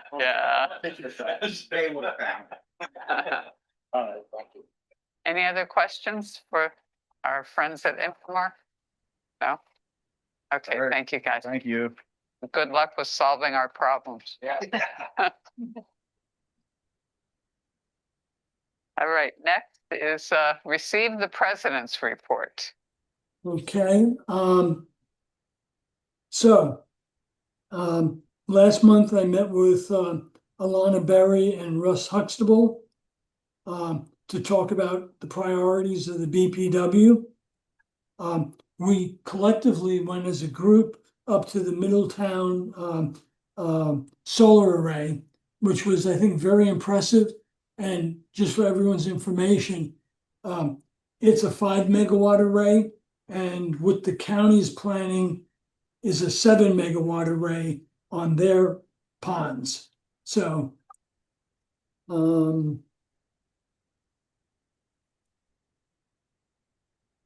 as everyone knows, we met with the city on the MOU, and we have a working group, and as soon as that becomes something suitable for distribution, we'll share it with everybody. Attended the leadership meeting and the wastewater walk down. And that's about all I have. Robin? General managers. Thank you. Some of the department activities for the month, I've been working with the city and developer on the preparation of the overfall preserve development agreement. That's the development out there on Savannah Road by Lewes. We attended, Sharon, I, and Tom attended a meeting between DRBA and Delmarva Power to discuss the upgrades to the ferry fleet and a potential second electric fleet. How the two could possibly combine and work with hopefully some federal grants to assist in that program. How'd that go? Yeah, actually, I'm sorry, I didn't put that, I missed that on my notes. So DRBA says they're not gonna have the first ferry till 2028 now, Robin? I think 29. Yeah, 29. 29. And they are gonna go back through their grant writers and let us know what grants are available. At the same time, we're working with Delmarva Power on a second line into town, both for the additional load and for redundancy. So I'm sorry I missed that, but yes. Go on. It was a positive initial meeting. Getting everybody at the same. I'm glad that. Yeah. Delmarva and Ferry are there. Yeah, correct. Yeah, Delmarva had to cast the thousands on the call. So they had their engineering, their project management, and the only one who wasn't there was the guy who writes the grants. So that's why Keith Gerke said he would take that back and get us an answer or get us information. As noted, Sharon attended a couple outreach events, the Lewes National Night Out and the University of Delaware Extreme Heat Resource Fair. It's also coordinating with our electric department with the Night Sky program. All the lights have been installed and the QR codes are out there for people to comment. Part of the electric department, they had 13 call outs, after hour call outs for the month. Of course, they installed the new lights for the Night Sky project. They had to replace a utility pole on Pilot Town Road that was damaged by a vehicle accident. The water, sewer, stormwater had 7 after hours call outs. Repaired sewer lines on Michigan and Rodney. Matt had talked about the pine needles at pump station 2. Part of the sewer line comes from University of Delaware. Our crew went out there and videoed the stormwater sewer pipe to see if any issues are out there, because we had an area that was kind of suspect that could have been causing the finding the problem, and it ended up with less. So we're looking into the final. They also had to repair a water main leak on 4th Street. Kim, she's working with the finance committee and staff to review and update the investment policy. And IT department, they're working on installing the vaults, conduit, and wiring for the fiber out at the new tower. Was thinking about that. Should we have a grand opening of that tank, have a celebration there and a little tank? There was a discussion that was a discussion. Yep. Speaking of the water tower. Yeah. The painting and all is all complete. As noted, the BPW staff is working on the installation of the electric and the fiber. The electric department has all the electric ready to go, so whenever the contract is ready, we can energize the electric. The tower has been filled with water. Just waiting on approval from state for disinfection and. So then we can't go in and see it, can we? Not yet, you gotta wait till they clear out, Barbara. Gotta wait till they hand us the keys. You can go in Jones Farm and look at it the same way.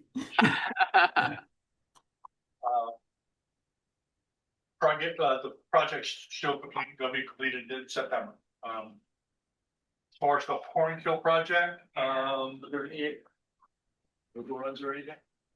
Any parts? No, not really. No, we did have a change order when they had to run the line from the main that ran down the gravel road at Wellfield Lane. The line had to be Gotta be deterred. put angles in Yeah. because there was a conduit and stuff like that in the way that wasn't. So there's a little. Yeah, but overall, it went well. Yeah, I think myself, I'm pretty impressed with CB9. Did a great job. They always kept us informed. And we started after Milton's project and we're going to do that. Yeah. Yeah. We know it's the same thing. And there's a smaller, right? Yes. Yep. So going back to DRBA, just to make sure, I'm looking at my notes now. And yes, the first ferry is me the 2029, but it's going to be a hybrid ferry. And then with cabins to be able to put the batteries in eventually, the follow-on boats will be fully electric ready. So right now, their schedule has slipped over the years here, but they actually have laid steel and they're cutting steel right now at the shipyard. So it is making progress. First time that they were only gonna use the electric when they were in port and pulling away from port. And then diesel. So I guess for air quality. Air quality, yeah. So there will be batteries in the hybrid, but they'll only be used, for docking and import. Right. Yeah. But they don't have that capability on the Atlantic City side, the Ocean City side. Yeah. And they're even further away from the transmission lines than we are. So we're probably going to go first. As far as the Hornkill project, we've got an updated schedule from the contractor. Looks like the week of the 24th, they'll have utility call-ins and do some surveying and stakeout. On the 31st, the week of the 31st, they'll be doing well 20 of the gravity sewer. And projected to start on the gravity sewer on Tuesday, September 8th. So hopefully the project starting to see people out there at the site and work actually happen. As far as the 4th Street project, the bids will be going out, solicitation of advertising of the bids on Friday the 28th in the Cape Gazette and the State News, and also on September 4th. The mandatory pre-bid meeting is for Tuesday, September 15th at 2:00.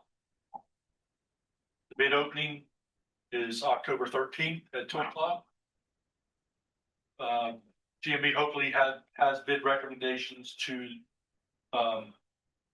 us by October 20th. Hopefully the award presentation at our meeting at October 28th and maybe at the city council meeting on October 9th. November 9th, unless they have a special meeting.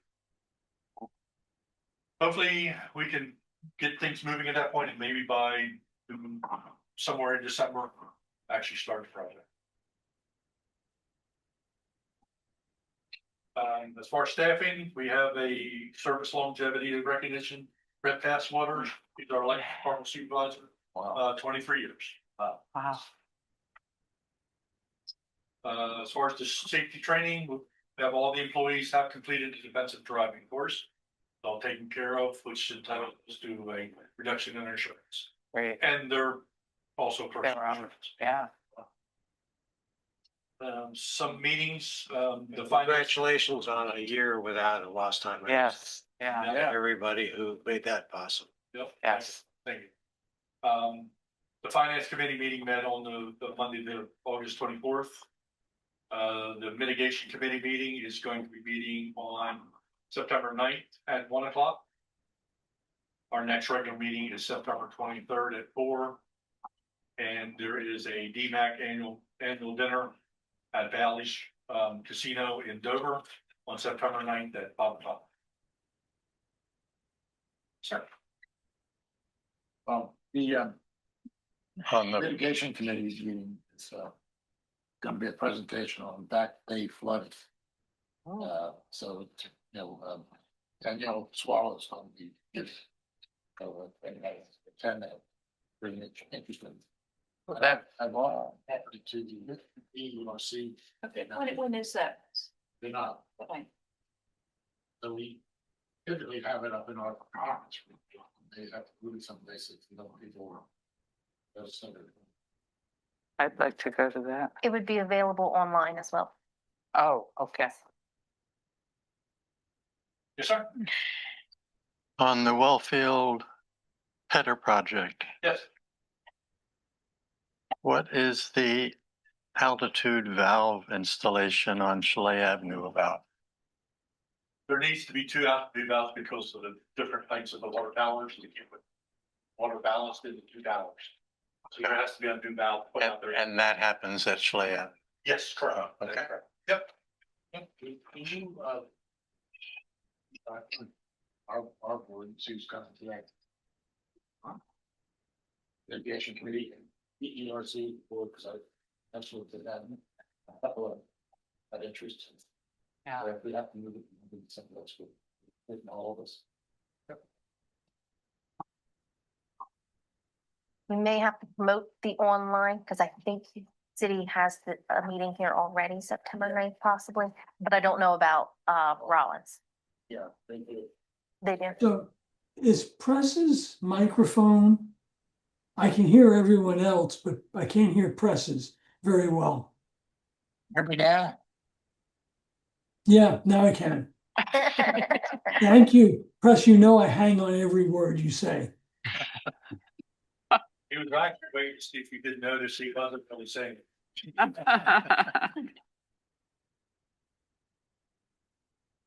So that's all I got. Thank you. Thank you. Okay, next on the agenda is old business. Open forum, general discussion on the update for the city's comprehensive plan. Well, the last planning commission meeting was really focused on SB 23. So I can update you on what I've been doing on the comp plan. And that's Robin and Sharon helped me put together a template to use for interviewing people, and also a list of people that it might be good to interview. So far, I've interviewed Jason Hale, who's the ops director at Cape Henlopen Open Schools, Press and Linda Lee, Keith Gerke at Cape May Lewes Ferry. He's the operations director.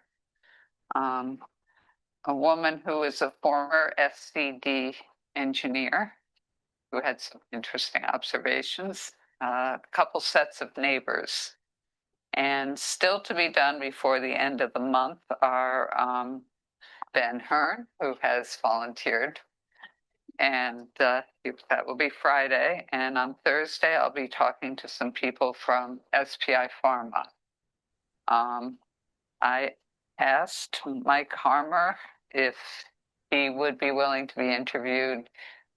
He passed that request on to John Ashman, who said, no, we don't have anything to do with you guys. So, And Barbara, I know I've been pushing this off, but I do want to talk before I leave. So let's you and I figure out when to do that. yes. Yes, I have Monday available. When do you leave? Or I have the, huh? Monday? Oh, Maybe doesn't want to tell you. yeah, I think so. Yeah, But- I'm leaving on Sunday, so if you want to come to Dublin, you're more than welcome to. Ah, I would love to, but I don't think I'd fit in your luggage. Yeah, right, right. Okay, we'll figure it out.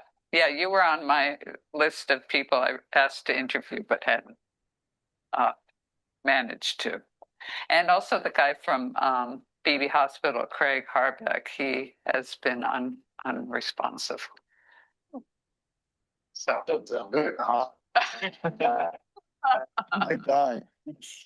Yeah, yeah. But anyway, so that's what's happening, and I'll kind of have to be summarizing their points of view. But you know what I'm hearing basically is everybody wants the city to. They like the historic, the marine, the small town feel. They don't. They're upset about growth, traffic. They're upset about people thinking of this as a resort rather than a place to live. They're all worried about flooding and what are we going to do about stormwater, and is there going to be enough water? Is the county considering when they're doing all this development that the water table is not infinite and that we're pulling in water from the ocean? You know, a lot of the things that you would expect to hear. Well, I'm a little concerned that BB hasn't responded, and because we sat down for lessons learned with them post the blackout. And unfortunately, all my contacts have left BB now. So I can try to poke around, but their systems are only certain things are on their diesels, and that's what created all the problem for them. So, and we can talk about that offline, Barbara. But that was not a good situation during the blackout. Okay, you know, I can reach out to the guy one last time. I did talk to him, Craig Harbeck, who's the facilities manager, and he was going on leave because his father had died. And I'm guessing when he got back, he was just overwhelmed. You know? Right. Because he took over from who we were talking with. So. Okay. Okay. All right, so next on the list is open forum general discussion on the update of the Sussex County Wool Treatment Plant. And that's Tom and Press. So, Press, do you want to start it off? Because I think there's a time lag a little bit. Well, I guess, we got to know the team. I guess it's just was the first meeting, of course. And then they went into kind of quickly the choice of the treatment method. And did everybody get a copy of the thing that was passed at that meeting? There, That's where that came from? Yes. That means? Yes. black and Yeah, white. this one? Yeah, that that one. one. Thank you, Tom. It looks like they're going to an activated sludge type plant. And it looked at like 6 or 7, but it's basically an activated sludge plant. And that was the gist of the meeting as I got it. And we just got to meet one another. So, and learn what they're thinking about. I think they're, what else was there, Don? Do you remember any other point? Well, I think to start off with is that the meeting was the county, Mike and Todd, and then a gaggle of GHD folks. And just getting us up to speed on where we were at. Yeah. And, from my perspective, I think, Press, you agree, is I have confidence that the game plan that was laid out by Hans with us is still the game plan that they're going to. Oh, the other thing I guess they talked about was the work going on in the canal, testing the canal for Denrick. And right now they're seeing, that's what we were talking about, discharging into the canal, see what the flow conditions are there, how much goes into the inland bays and to our bay, and getting that so they can plug the number in that we're going to be adding and see how it's going to react to that. So that's the thing that's going to take another 2 years, I guess, left. Yeah, I think this was the first year. So I think next year, the end of I'm not quite sure when it started, but next year, in the next 12 months, let's put it that way, should be the second year.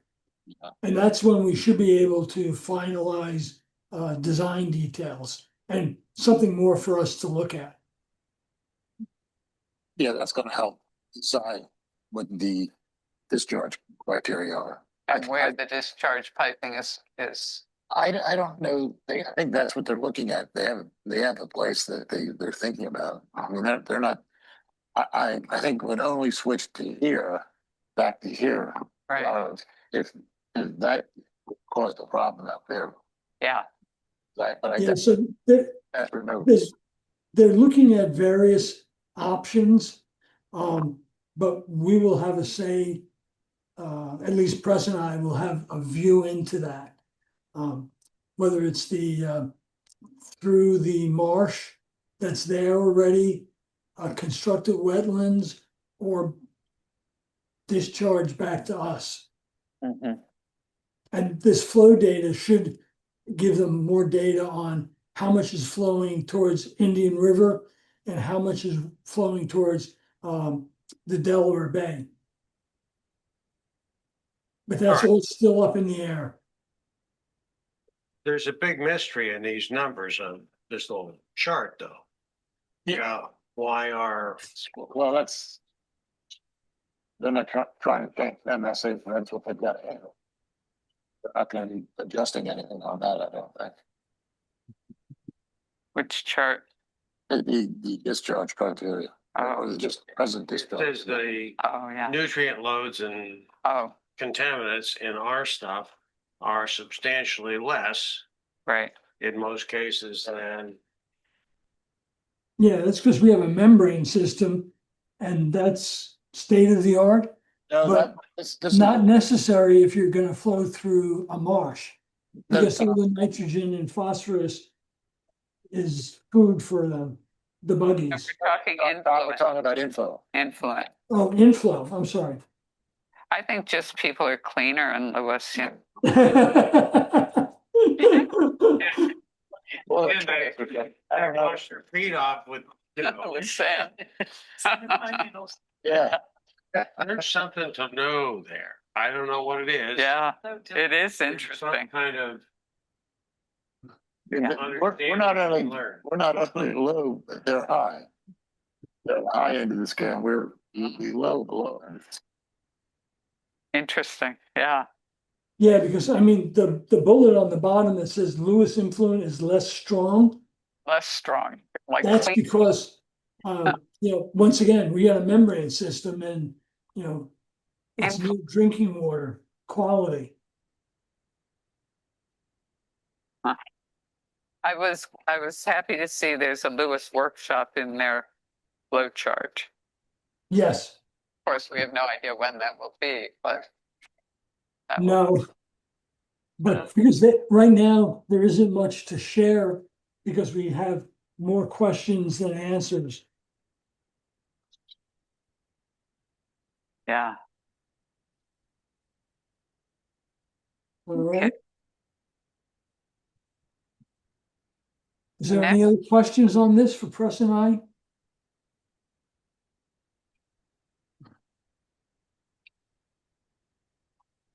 All right, Barbara, it's all yours. Okay.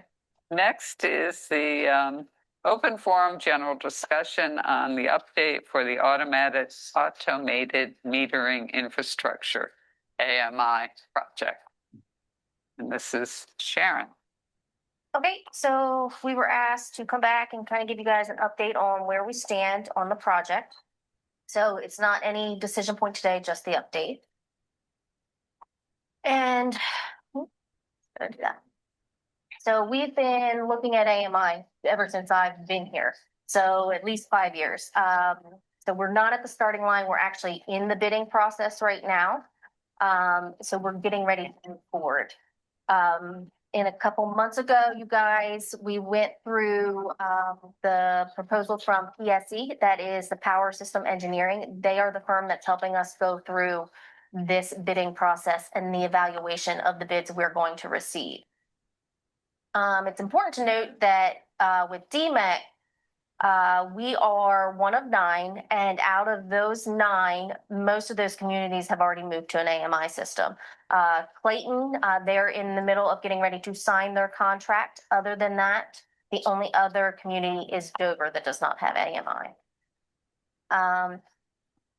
What else we want to look at right now is that the question is always, this is an investment, and it is an investment. It's an investment in our infrastructure, but it might not necessarily save us money in the traditional ways you're thinking. So it's really about visibility. It's going to give us that data that we need to do better operations and such like that. So at this point, there's no vendor has been selected, no cost is known at this time, and no decision has been made. But Yes. along those lines, while we can't put a dollar value on it right now, there's 2 things, and actually, I think maybe Sharon, it's actually on the next page, why consider AMI. Yep. So they're slightly intertwined. Currently, we're one of the few non-AMI customers. And we do know that with all the pressure on Exxon, which owns Delmarva Power, and so on, that they will be looking for ways to shift the peak so that they can pass the peak costs along to the public. And so everyone knows the top 5 15-minute intervals in any year sets the consumption peak, and the top day for any year sets the transmission peak. So if upstream of us starts implementing these, we have no means to influence our customers' behavior. And the number of the electric bill, approximately, and I can't get an absolute number, but approximately 1/3 of the bill is due to our rates being set by the congestion peaks. Okay. But the thing sounds like I didn't really understand this, is that it's not ours, it's Correct. DMEX. Yep. So it is. It's of all of the communities. communities. So It's not just so ours. if we're really good guys and Correct. It might not make a difference. It's Good point, Press. I mean, and that may change in the future, but right now, if Lewes cut their peak to 0, we still would be charged a peak based upon the 7 other utilities. But since DMIC is trying to get everyone to get ready for peak demand in the future. Correct. Well, I would like to know about how that is all priced. What is priced? To DMAC, yes, to us, because what I hear is, round numbers, you're spending $2 million on 4,000 meters. It adds $400 or $500 to the cost for home. What's Well, that 4 or 5? so, you know, one of the things which is not shown on, because it's not on BPW's books, is if we can shave the peak, then the entire rate structure can be shaved also. And we can shift to an incentivized program where if you agree to increase your temperature plus or minus 2 degrees, you get a certain amount back. I mean, these are all things for the future, but you need the platform in order to be able to do any of these things. Correct. So we're gonna go And back. that's the intangible. So it's for ratepayers, not directly in BPW's, but it's BPW's rate structure. And we have potential changing our rate structure.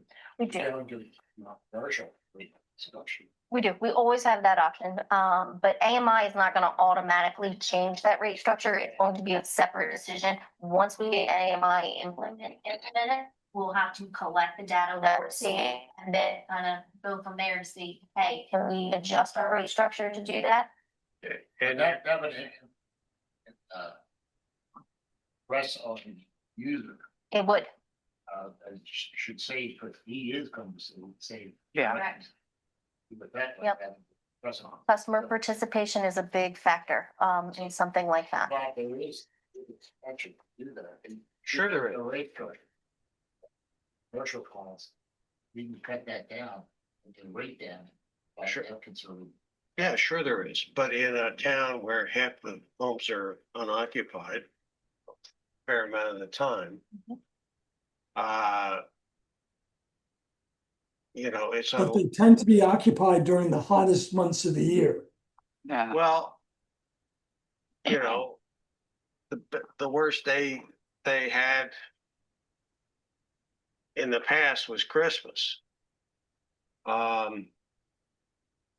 Where they were shutting out lights at the power plant. It So was also, what, 10 degrees? No, and so if I can back up, while the ultimate goal is to make this applicable to residents, this would allow us to influence the behavior of industrials. And that's where the biggest bang for the buck is.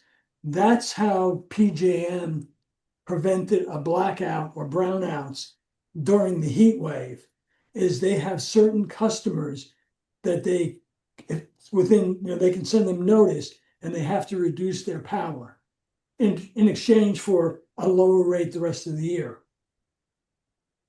Right. Can Well, we I have kind of- Sharon, can we have Sharon go through her presentation and then we can have discussion? Sure, I'm sorry. what page were you on? Well, I jumped up to slide 6, because that seems to be where we are. So in addition to that time of rate usage or changing that rate schedule there, we would see benefits also. We would be able to look at future technology. So where we're seeing a lot of EV use, we would get better insight into that. So we can kind of be able how to charge on those EV places there. We'd also see better visibility on rooftop solar, potentially batteries, things like that. And like we mentioned, we could do those demand response programs. Next, there was quite a few statements made in the past. One being that, you know, if we move to an AMI system, we would be able to just log into somebody's home and go ahead and turn their AC down for them. That's not true. They have to opt into that. So we're not really have to get the consumer buy-in. They have to participate, which is a big education piece that we'll have to undertake. We already talked about that one, so let's skip on to what we can and cannot do. So right now with the AMI, it's still being evaluated. We're going to be looking at the overall project goals. It seems like, from my perspective, the biggest goal for the board tends to be the rate structure and what we can do with the rate structure to optimize the actual infrastructure. We're going through the procurement process. The actual bids are due this Friday, so we'll have a better insight at those costs soon. We did have 11 vendors submit an intent to submit. So we're expecting competition. So that might be a better thing for us. There's going to be better pricing with more options on what each system can do. So we'll really have to evaluate, is each system given us the ability to do the remote disconnects, to do those time of use rates, things like that. Can it do the leak detection? Is it only electric? Is it water too? So there's so many factors that we're going to be different. I didn't know there were even 11 AMI vendors in the country. Initially there was over 30 that showed interest. Yeah.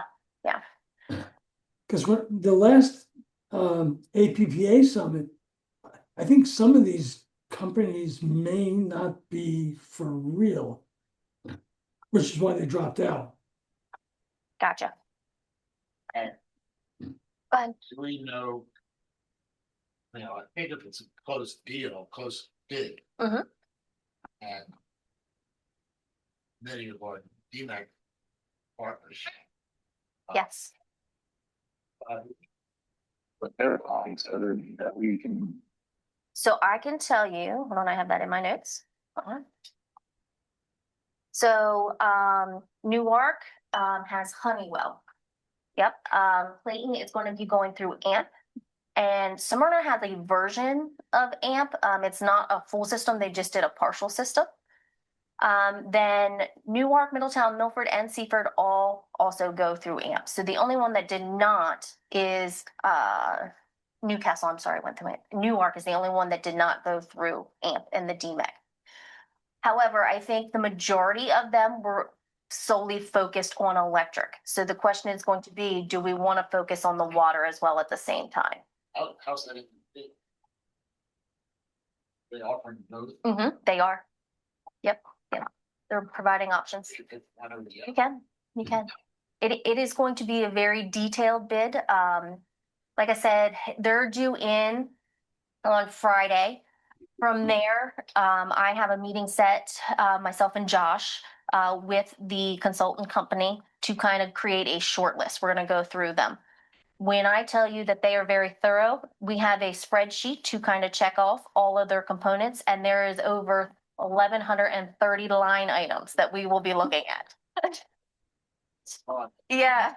So we are definitely going to get into the weeds. We are going to kind of hone that down, and then we'll bring back that short list. And then we are actually going to do interviews with each of those vendors to get even a better feel if they're a good fit for us. First. Well, yes. Oh, I'm sorry. Go ahead, Tom.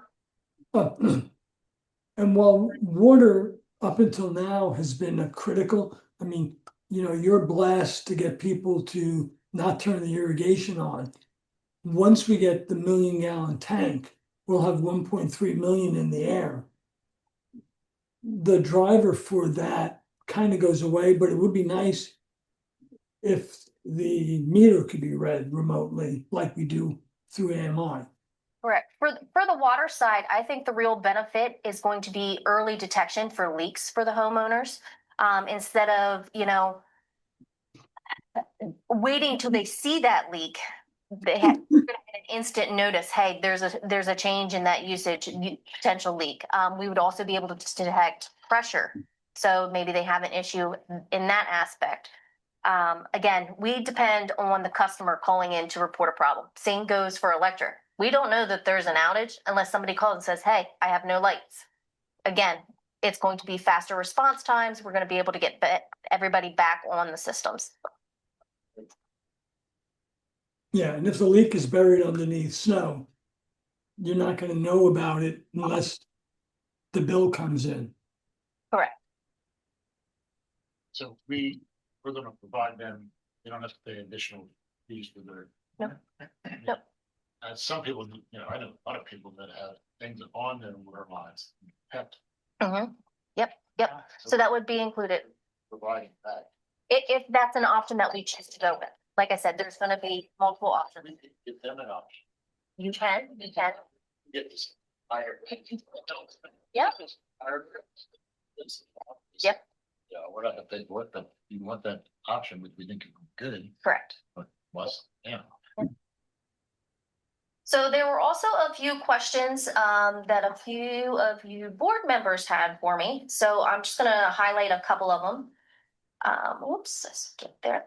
The purchasing and operations. So we can't fully answer all these questions at this moment. We're gonna have to collect that data after implementation. But once we get that, we'll definitely have a better oversight of what we can do. I know, Bob. The rate design, we really talked about that, and that is, again, my big takeaway was that our peak is pooled with all of the other DMEC members. So it is really going to be challenging for us as a smaller community to really make a big impact on that. And then with the financial sustainability, if we move to a peak pricing or something like that, we really just have to make sure that it cover all of our costs, fixed costs, and the margin. And we'd have to do an additional rate study. So the current rate study that we are doing is not looking into that. It is looking at the here and now and in the future 5 years, because we don't have that data to include in the rate study. So we will probably either have to wait 5 years, or we could do it a little bit sooner if we're wanting to move forward with that rate change in a quicker pace. But with AMI, we have the ability to answer these questions now. Before, we're kind of blind. We're just kind of feeling things out. So, as I talked before about the evaluation criteria, so we're definitely going to be looking at the cost. We're going to be looking at the different technologies. Cybersecurity is a big issue. We want to make sure, because majority of these systems are like a cellular system. We're also looking at customer features. We requested that everybody that submits provides the ability to give a portal for the customer so they could take it in their hands and look at their usage.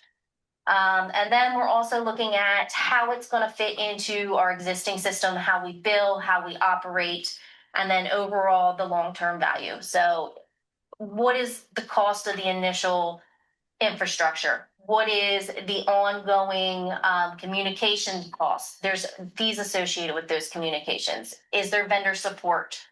Is there an upgrade path in the future if we just want to go for a baseline and we want to say, let's start here, and then we can move forward as we progress and say, hey, we really like this feature now. So again, lots of factors. Where do I gotta point this? Okay. So, like I talked about earlier, this is kind of the timeline for those proposals to come in. After those vendor interviews, we're looking at the end of September. We're hoping to bring back a recommendation to the board. I'm going to assume probably more like that November, December timeline. We're hopeful to probably have a vendor picked and maybe get kicked off in January. But it is going to be a long process, and it's also going to determine, do we want to do it all at once, or do we want to phase it in? All right, I'm ready for your questions now. Just to back up, the other one that is becoming much more critical for the electric utility industry is EVs. And most people plug their EV in at nighttime, even though they're going to drive, 30 miles the next day. And this would allow us to see how much is the EV peak versus regular air conditioning and so on, or to help analyze it anyway.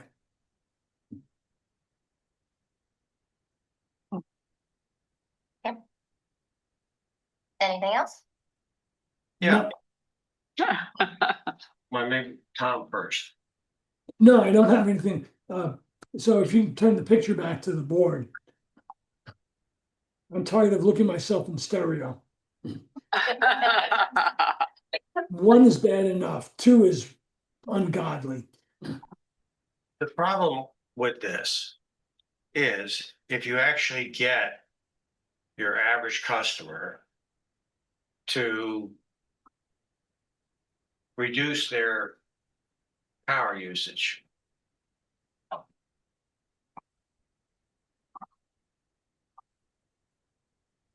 it will hardly show up. But when you, One more time, Bob.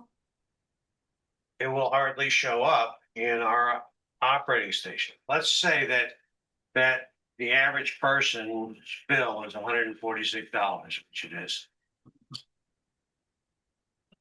22 of that is the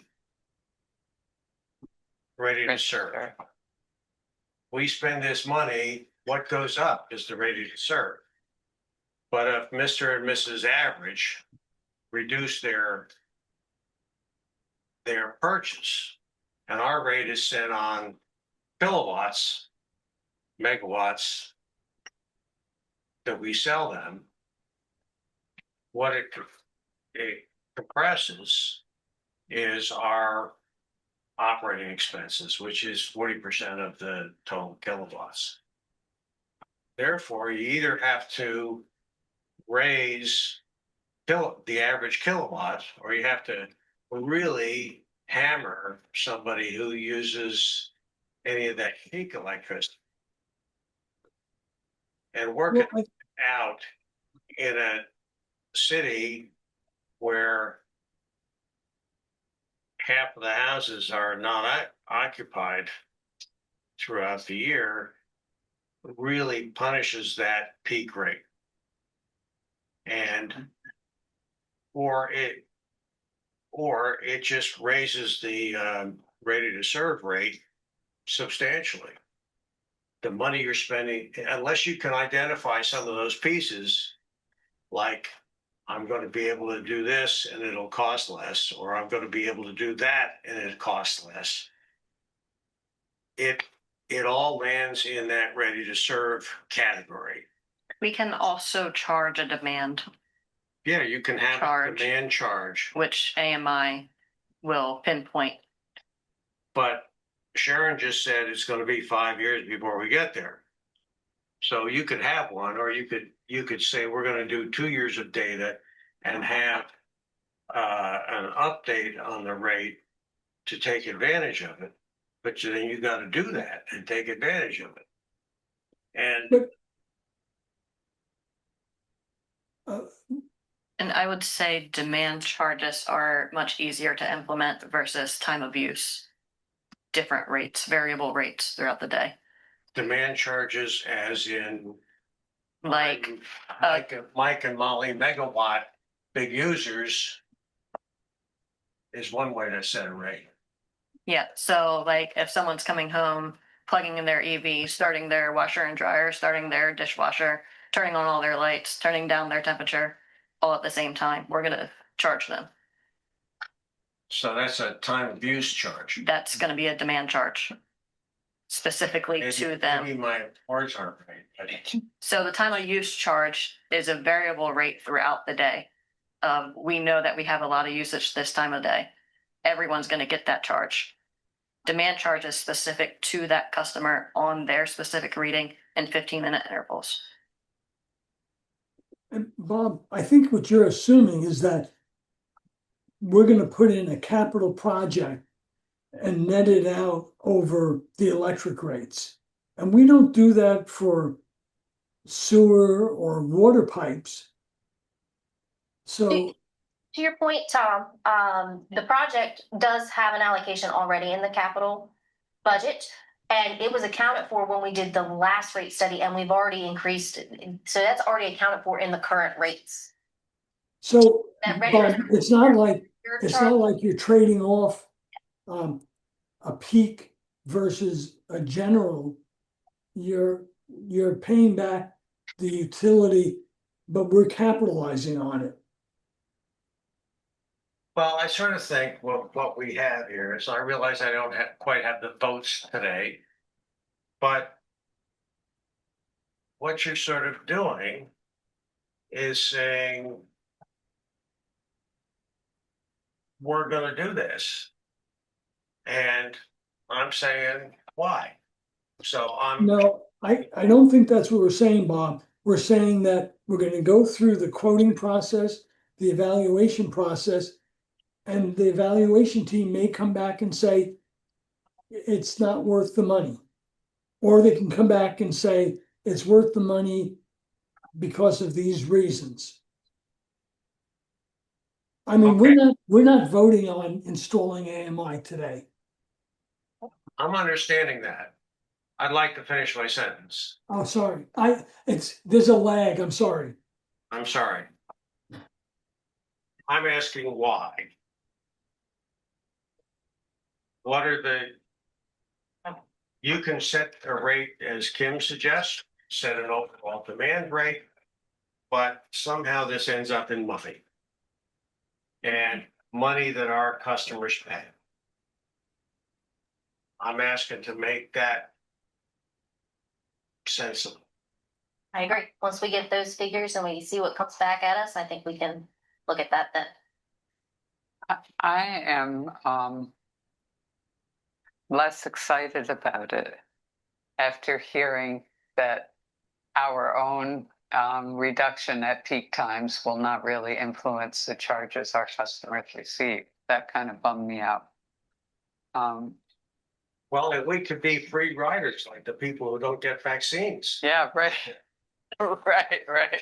I'm not really recommending that, but I think we need to understand what we're getting into. Yes. And most of these questions are coming back from something I wrote to Sharon a while back.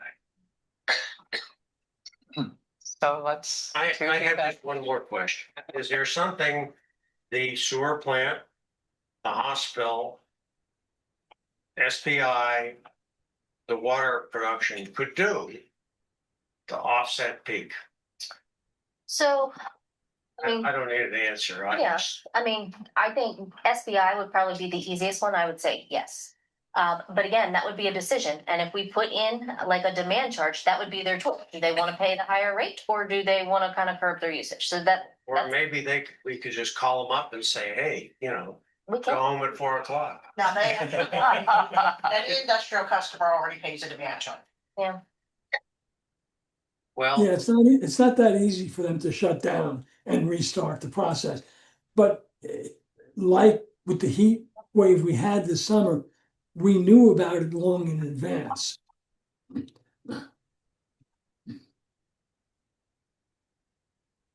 Okay. So, and Mark, would you agree that to have the bids go forward? And because some of the questions may be answered by some of that. With they're more going- commitment that we're going to install AMI. The wrong way.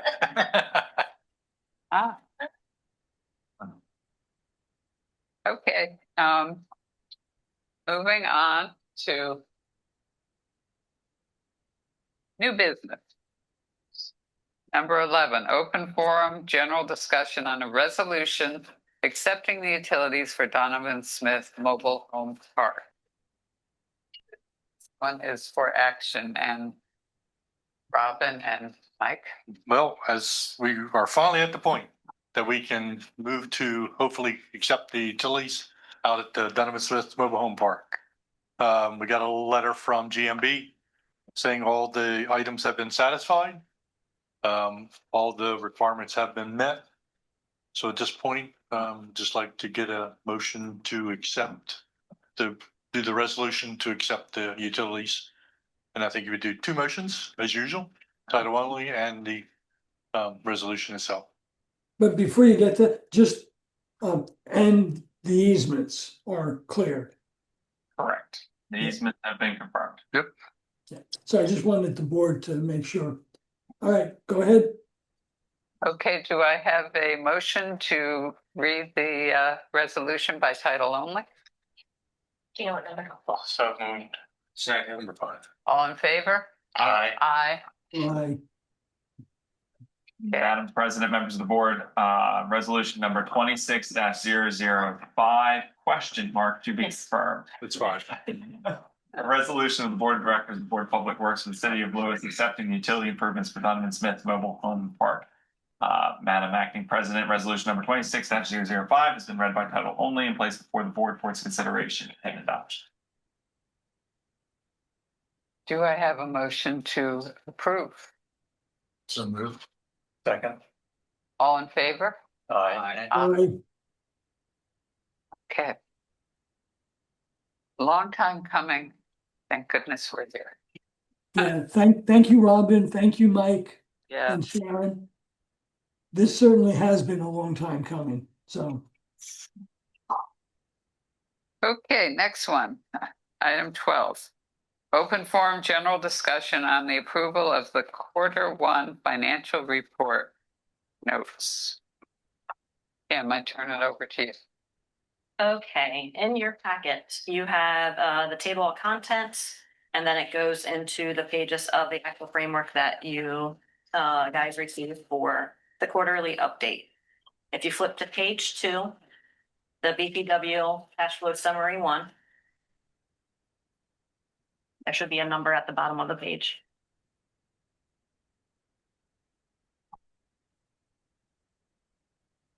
They missed the numbers at the bottom of the page. They're in You the, did? they're in the center. Should have bottom center.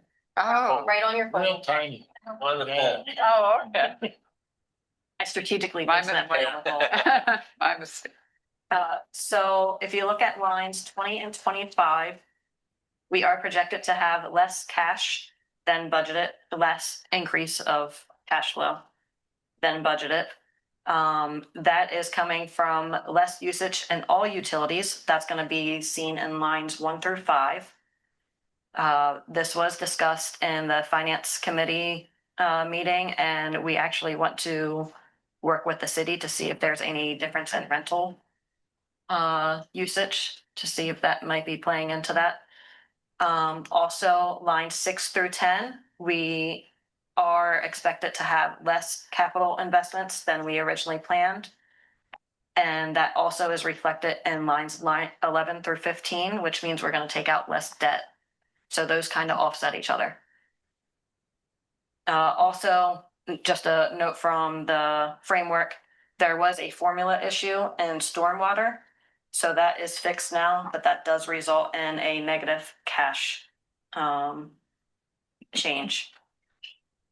It would be interesting to see if we can figure out the cause for the cash flow change. Are people just conserving everything? Not using utilities, or are fewer people coming to Lewes? Well, we're going to start with rentals. Okay. And go from there. And I mean, of course, we have some more solar customers, but that's only going to affect electric. And then we'll start going through water usage specific to accounts. Do we know how many solar customers we have?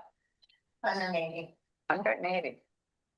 And how many are new? How many in the past year? I did about 20 last year. Really? Wow. Last year was a lot. I mean, in December alone, I think it was almost 10. But aren't we up against the limit now? We got the preliminary report back from the hosting capacity. We still have to make a few adjustments, so we're not ready to give it all to you yet. But it looks like we're in pretty good shape for feeders 1, 2, and 3. We're a little close on feeder 4. Don't ask me where that is because I don't have the map in front of me. But other than that, we are in pretty good shape for the first 3. Do we have a number? Preliminary one. I'm not going to give it to you yet. I don't want to be wrong. We should have that probably in the next month or 2. I'm hoping by October we can kind of finalize that, and we'll have a concrete number. Is there any chance we're still one of the highest per capita in the country? 10 years ago or more, at APPA conference, they told us that out of the blue. I'd have to get with DMEX, see if they have that data. Okay, sorry. We're good. And also there was a small increase from when the budget was projected and the newest quarterly forecast from the survey of professional forecasters for inflation. So that has been updated in the spreadsheet as well. Overall, the operations and maintenance, this is going to be affecting lines 1 through 5 on page 2. For admin, I projected that now to using last year's numbers. The budget number was considering an adjusting entry for investment expense that gets closed to administration line. So it was actually, that adjustment shows the admin expenses lower than it actually costs to run the admin. So that is no longer an entry. And I'm waiting for our new hires of when exactly those are going to start for any kind of budget recommendation for any changes. For water, plumbing inspection revenues are higher than budgeted for first quarter.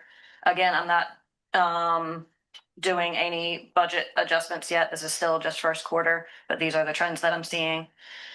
Repairs and maintenance, we had a large material purchase for couplings and fittings. They do large purchases throughout the year. This one was especially large. So I did project that this is going to affect our expenses by about $20,000, but it may just mean that we buy less later in the year. And stormwater, other expenses, we did start a manual breakdown of vehicle expense with actual vehicle counts instead of just a generic admin split. Are we still on page 2? Yes, so these are affecting lines 1 through 5. Okay. And so this is going to increase the expense for stormwater, the operating expense for stormwater. Now, if we go to page 45, what's labeled as 45, that's going to the capital expenditures for electric.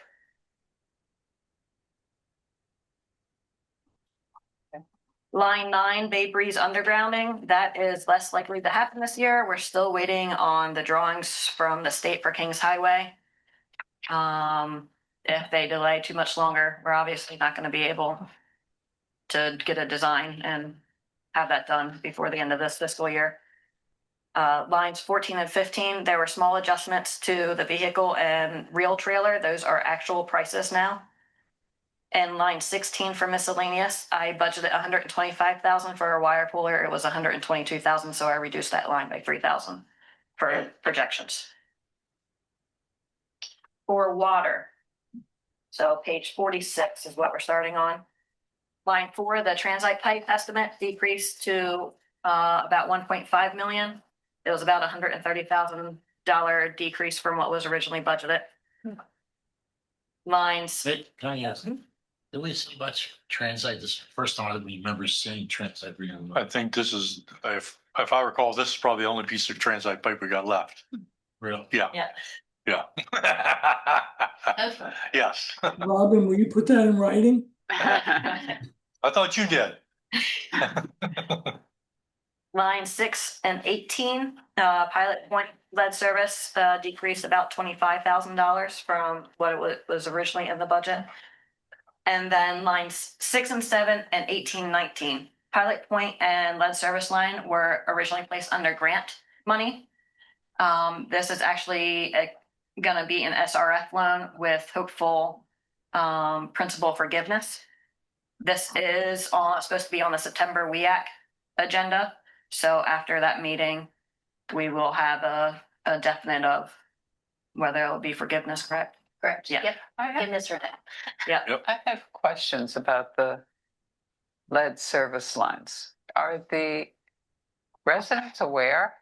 And is it just lead solder that we're talking about, or is it lead fixtures? Yep. Do we know? So for this particular project, what we're going for, we're still working on that inventory. We still have a lot of unknowns out in the system. So this project, we are gonna have a contractor come out and determine every line. And if they are found to be lead, they will be replaced. And then we will also be determining the customer side and letting the customer know, hey, you have a lead line on your side, so you might want to get that taken care of. How soon can we do that? Well, we were trying to wait for September to see if we get the funding, and then we'll have to go to closing. So probably wouldn't get anything started till spring. Yeah. But I mean, these aren't actual lead lines. Yeah, they are. Really? Yes. Oh, yeah. I thought that went out with the Romans. 1986 is Yeah. was the line. I thought it was just solder. No, they're actual lines. So one of the other projects in here is Pilot Point, that we are also going out for. And they have lead lines, so we are already planning on replacing all of those lines. A couple of years ago, it was leak at my house and BPW came out, said, hey, you got a lead line. Guy pulled it out, sort of an ugly looking pipe. And he said, we'll replace that, And so they did, but under this thing, does the owner then have to put in one of those ugly new pits that we require? Ugly new pits. The meter pits, yes. Oh. Yeah. Well, I mean, there's places in Lewes where a meter pit doesn't really fit.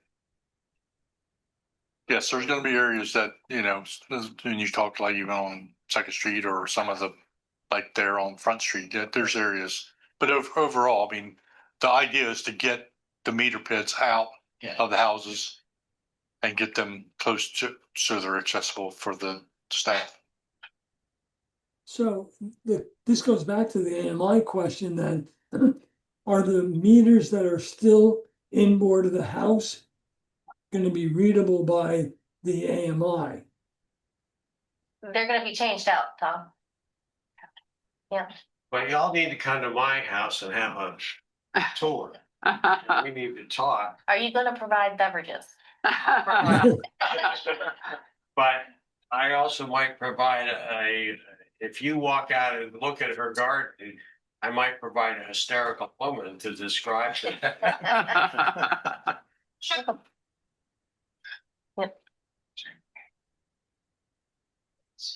Yeah. They should all have meter pits unless they're inside the homes.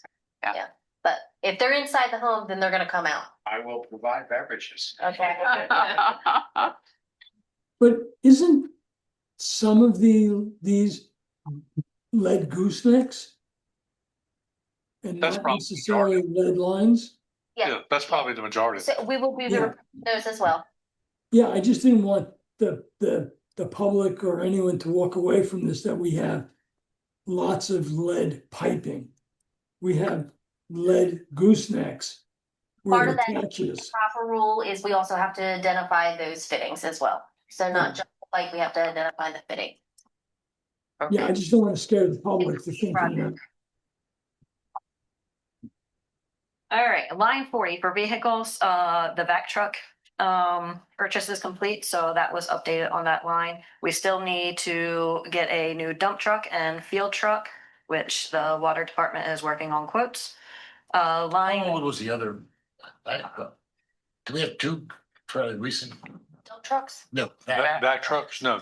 I thought we just We got a new one. Yeah. That's the We new one got the just new one. last year. It seems like we And that was bought one a few years ago. no, No. we had to keep doing some repairs to that one. Yeah. Oh, yes. The maintenance for it, we probably could have bought a new one. Yeah. I thought we, no, never mind. I thought that was really expensive, and then I talked to my brother-in-law who told me he sells Land Rovers that cost more than that, so. Perhaps you might be thinking about the new bucket truck that we bought a couple of years ago, so it was a new vac truck. Yeah. Line 50 for PFAS treatment. I still have the 2 million in there that we were awarded for a grant. It could possibly be less. What, I'm sorry. 50? 50. Line 50. Next page. Oh, it's the next page. Yeah. Oh. Now we're on page. But wait, there's more. Thank you. I still have the 2 million in there that we are awarded for the grant, but it could possibly be less because the quote for the deeper wells came in at about $100,000. So depending on design costs, that might decrease. That's something I'll work with them. Oh, good.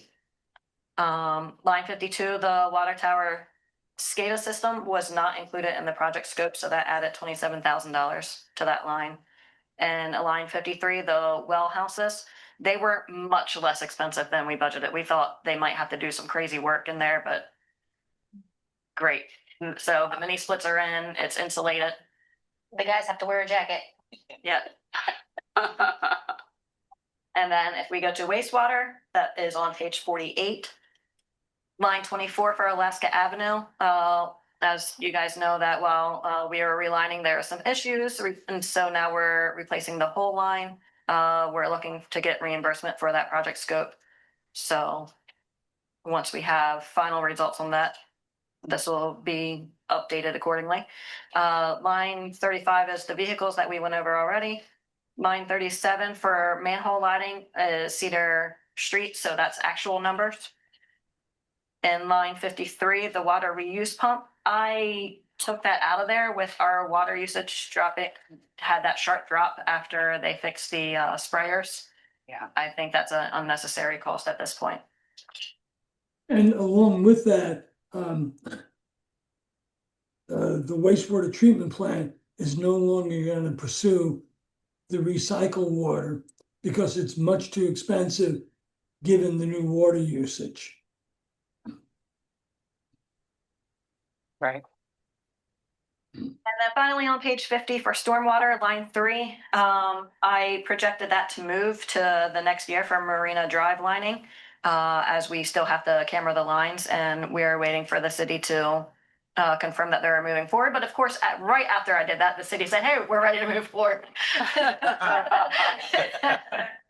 Sorry about that. So that will likely be jumping back. Line 17 is the back truck again, and then line 21, the developer fees have been high for the first quarter. We've already accorded about $3,700, and we budgeted $6,000. However, 75% of that is coming from one project. So once that project is finished up for White's Pond Preserve, I don't know how much more money is going to be filtering in.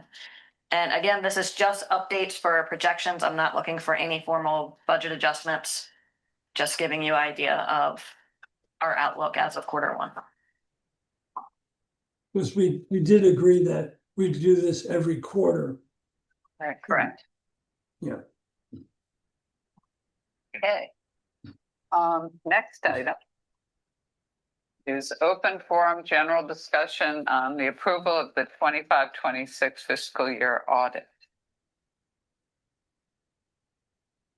Tim or Richard? Yeah, okay.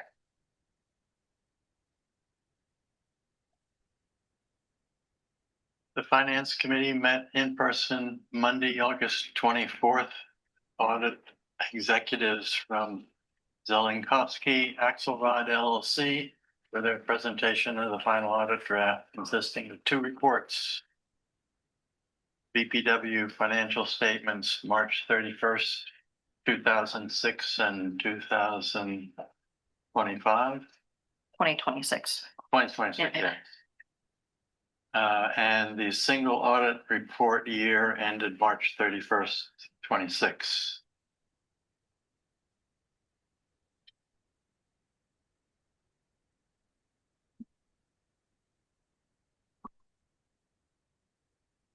Anyone have? You're still going. No, I detail what we talked about.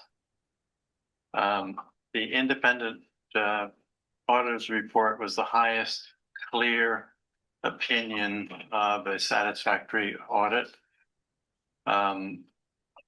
We discussed management discussions and analysis, which were the information data exchanged between Kim and AZ personnel. And also Sharon and Robert. Sharon. Anybody else who drew short straws.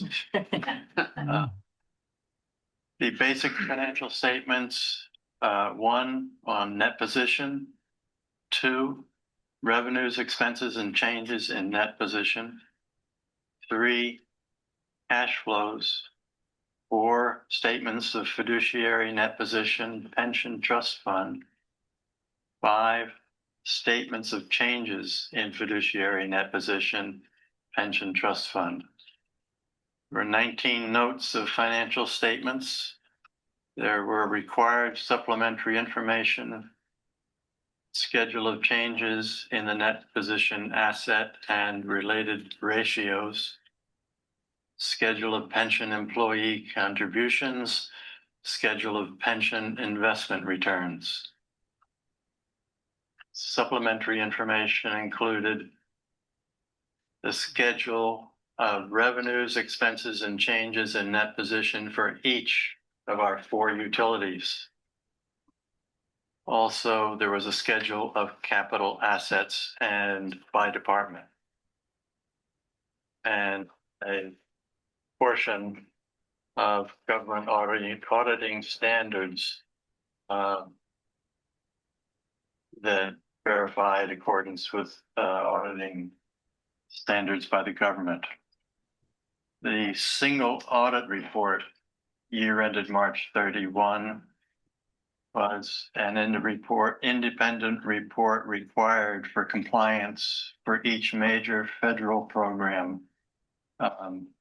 Report on internal control over compliance and report on the schedule of expenditures of federal awards required by the uniform guidance.